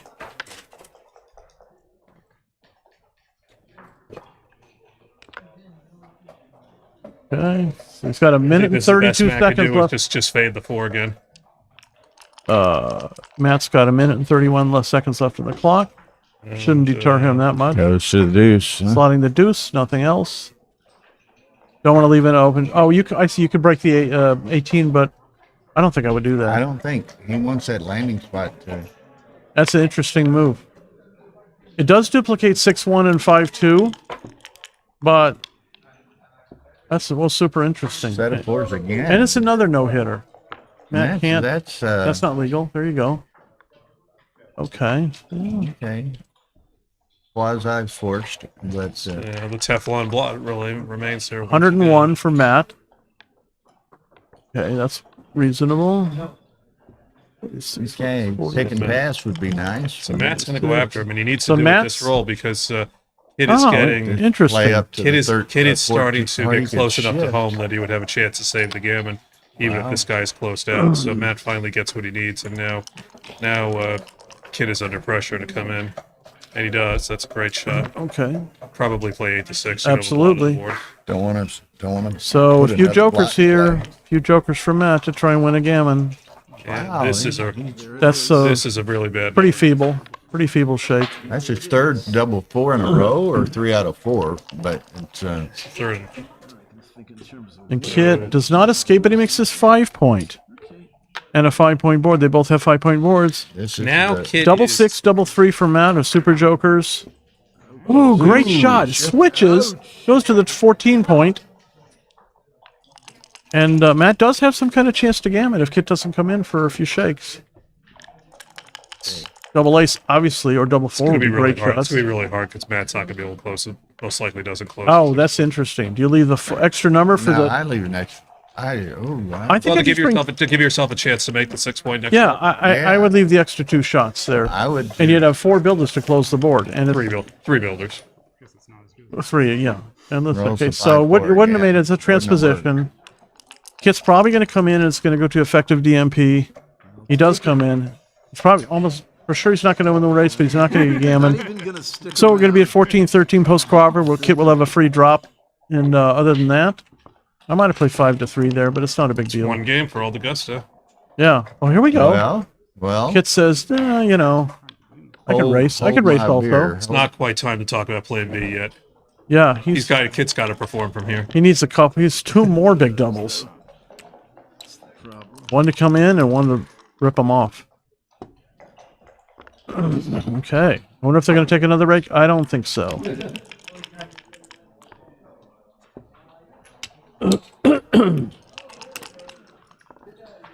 Okay, 5-3. He's ready, but he's late. He's 3 shakes behind. He's 3 shakes behind. Sticking around for me, huh? Yeah.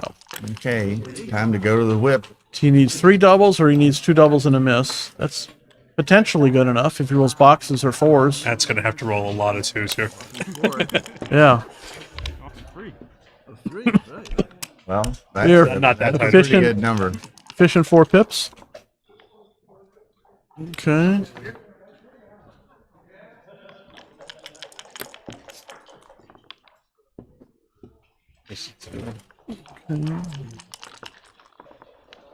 Gets one very large set from being in contention here to claim a spot in the semifinals. Got a bunt to get Kit can get off in 2 here. Rose into scoring position. Yeah. Right. 6s or 4s, huh? Don't think I have enough runners in scoring position. Okay. This time double 4s for the other guy. All right, here we go. Effective DMP. Kit's got a free drop. Okay, so here we go. 1 game and a fraction left. It's a rare case where Matt can actually play for the Gammon. If he opens up with a 3-1, Kit rolls like a 2-1 or 4-1. I think Matt can actually play for the Gammon. I haven't seen it very often, but it does occur. It does exist. I have to get a little big. Too strong to the to give him the free drop and just play on. Yeah, and then if your pit decision deteriorates a little You've bit, always got the double. free Yeah. drop in Yeah. your pocket. What are they talking about? Have you seen Oppenheimer? This is hedging mode. Well, it would be a spot. I don't think Kit hedges much, and I don't think Matt does. Maybe they're talking about pressing. Side bet? Side bet on the PR? I don't know. Could No, be. I don't know. Could be. They certainly have that right. Might be anything to nothing. Okay. We could also, or we could also like. Now, Matt only has a minute 27. Shouldn't be a problem, but he can't. He can't mess around. Yeah, I mean he's really good with the clock. He can get low, but you don't want to get too low because you could have a complicated position. You're not sure what to do, and you wish they had the extra 30 seconds to think about it. You name it. I made several suggestions. All right, Let's just do. 20%. All right, just swap 20% of losers, the winners in the money. Get ready to play. Here we go. That includes the side pool. Yeah. Huh? Yeah. 20% total of what the winner wins. Okay. Okay. Here come free drop coming. Yeah, you got to split there. You don't want to give him the free 6-4. So Kit needs to make a point Play your 2-1. or roll 6-5, possibly. He doesn't make a point. He probably just drops. That's why I said play it carefully. But there's some tricky ones like 6-4. Okay. Oh, 5 3 points on him. So this will be a double take here. Oh, that already happened, right? Did I miss it? Yeah, already happened. Okay. No, that was the first. Okay. Did Matt give him the cube, or did they just leave it there for? I don't know. Interesting. All right, Kit's a sizable favorite here with a 3-point board against a 1-point board and one on the bar for Matt. Ooh, interesting. You come to the. Okay, seems reasonable. DMP play. 4-3 for Kit. Wowzer. And see, we can't hear the board mics. The viewers can. Oh, okay. One guy said David Rennie. Oh no. Oh, Kit doubled himself. Oh, that's pretty cute. Yeah, nice play. Steve Rackelt said he heard swap 2%. Oh, was it accepted or not? I don't know. Queen's Gambit declined.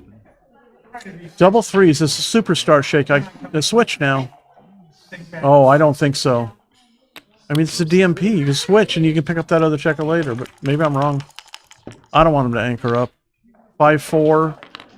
Yeah, that could potentially missed opportunity, but maybe I'm wrong. 5-2. I just bring 2 down here. Yeah, I do too.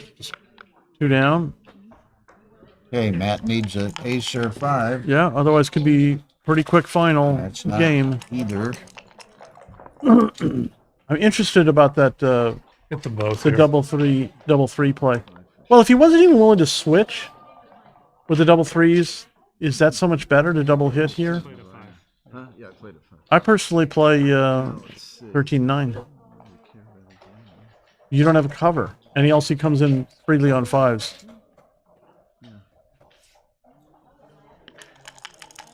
All right. Uh-oh.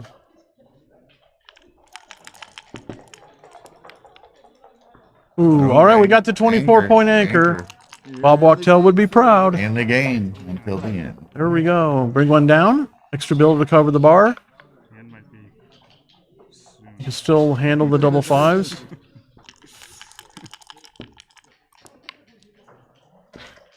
Okay. What's an ace point game, Chris? Is that like 18% or something? Yeah. Once Matt gets fully developed. Yeah, but I mean it's less now because at this point, I don't think. At this point, there's a risk that Matt's going to be underdeveloped when he gets the shot. The bar's not a big deal because Matt's not looking to. Not bad. Matt's not looking to run that guy out with a small six and get hit and adjust his timing. He's looking to just build his board. Absolutely, he's got plenty of timing. He still has the 6-5. He can fly out. Oh, is Kid thinking of slotting? So if Matt rolls 6-2, 6-3, 6-4, does he even hit here? I mean, he does, but probably. But 6-2, you can hit and cover. Oh, I see. Did Kid play the whole move? No, play 11-9. I can't see the other die. Wow, give him the 3. Some 3 shots. Okay. 6 numbers. Yeah, probably slot the 3-point here. A little conservative. Okay. Oh, double 3s. That'll make the bar point. Okay, so just I think Matt's not so concerned about making the bar. He just wants Kid to move quickly. Yeah, double slot here. He'll double slot. He just wants Kid to move quickly to make sure that he doesn't bust his timing with a high double. Yeah. As long as Kid's moving quickly. Ooh, I'm not sure about that. I'm not sure about piling the extra builder on the point you want to clear. I probably would have played something else. Okay, let's say all Matt can be concerned with here is making building a board. So double 5 and 6-5 leave a shot for Kit. A little speed. Reasonable. 5-point prime, you get the shot right away. 6-1. Yes.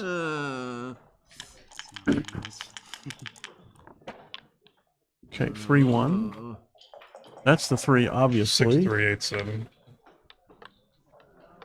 Oh, yeah. Okay. 5-4. Okay, so now Matt could use a 6. Yeah. 5 slot, 6s jump out. Only double 4s is really bad. Double 5s also. Ooh, really good shot for Matt. Very nice. Okay, so this is a reasonably well-timed ace-point game. This is also a reasonably timed joker by Kit. Get 4 checkers off, clear a point. but you'd rather it 6-4 and 5-4 are There are the anti-jokers. double blotters. Double shadows. Okay. This could be my bad one. He's smiling. He's smiling. Oh, he did it! Boom, gets the double Oh, my blotter. goodness. Oh, my God. Mats needs a 4 or a 3 to become a massive favorite in this DMP game. And he rolled it. My God. And now he's going to keep that checker there, play to the 5-point, try and capture a second blot. Oh, deuce 5. Wowzer. Matt's going to win this game. He's a prohibitive favorite, especially if you roll a 1 or a 4 here. There's the 4. 4 here. One. Double hitter. Double Hit and try to attack and close the board. Even double 2s for Kit wouldn't. Look at this. All right, you've got some life. Matt, 11% of the time he doesn't come in here, but he's still in bad shape. 11% of the time he doesn't come in, he danced. What if Kit rolls aces, ace 6-1, boxes, double hits? Matt now has three on the roof. Yeah. You don't stack them on top of each other, you flatten them out. Yeah. Just so the viewers. really good about that. Yeah. Okay, so he got man. punished for stacking those checkers up. Everyone rooting for Wilson? Huh? Okay, wow. Well, Matt almost got counter jokered there, but looks like he's in good shape. So yeah, very good. Hold on to that anchor just in case. Ooh. I need him tilted. So, Kid, Chris, I don't think you really need to trap here. I think capturing 2 checkers. You slowly bring She get off the ace points. Not yet. You bring your pieces around, bring them in. Either cover the outfield or bring it to the 6-point, and at the last second, just break the 21 and try to get him to roll a deuce. Or he could roll a6. I wonder if he would even want that one. I don't know if that's equity up or not. Probably is. Oh, superstar shake. Man. I think he can close the board. I think he can just close the point and try and win from here. But don't come off the 24 because you don't want to. No, you're giving him double deuce. That's not necessary. He's not blocked. Yeah, I didn't like that play. It does exist 2.77% of the time. All right. Well, he also didn't bring a builder down to the 9, which he could hit him with a 6-1. I mean a 4-3. That hits. That hits all the way for the 18-point. This is Kit needs a deuce here. He doesn't roll it. Matt's about to close them out. Probably be 96%, 94%. I don't know. Maybe not that high, but it's up there. What is it even? I don't know. This is not a reference position I commonly see. 93, 94%. Okay, good play. Now your boxes don't leave a shot. Okay, 4-3, 11 and 8, 11 and 9. If he doesn't go double 6 again, doesn't leave a shot. No bad numbers. Boxes, and again, that's an excellent roll. Even on the back. It needs boxes himself to even contend here. Close, right? But I'd be ahead. Yeah, wrong joker. Wrong set. Wrong double. Okay. 2 of them now. So it looks like it's going to be MCG against Bill Phipps, good friends, playing the semifinals of the 2023 Las Vegas Masters Jackpot. Very difficult. Huh? 2 in, so It needs a couple of big doubles here to really have any kind of chance. Box, maybe back-to-back boxes. Or Matt roll ace deuce into the 4 times. Probably go to the 10-point. Doesn't really matter too much. Hit with boxes is often like 6 rolls. He rolls boxes twice and Matt misses. All right.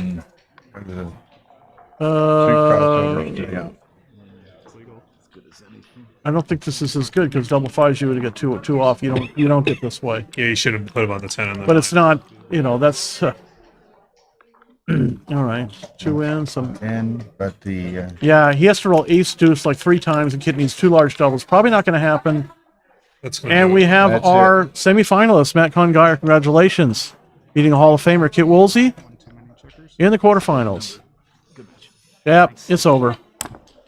Okay, great match. All right. Thank you all for joining us. Thank you, Bill. Thanks Thank for inviting you, us, Bill. Chris, Steve. Thanks to the viewers. And remember, 11 a.m. tomorrow, we're going to have 2 undefeated bracket matches in the quarterfinals. Will be Steve Sachs and Jake Jacobs. In the semifinals, Jonas Seawald and Cara Schultz. So a couple of great matches, 11 a.m. Pacific. We'll see y'all then. Good night. Thank you.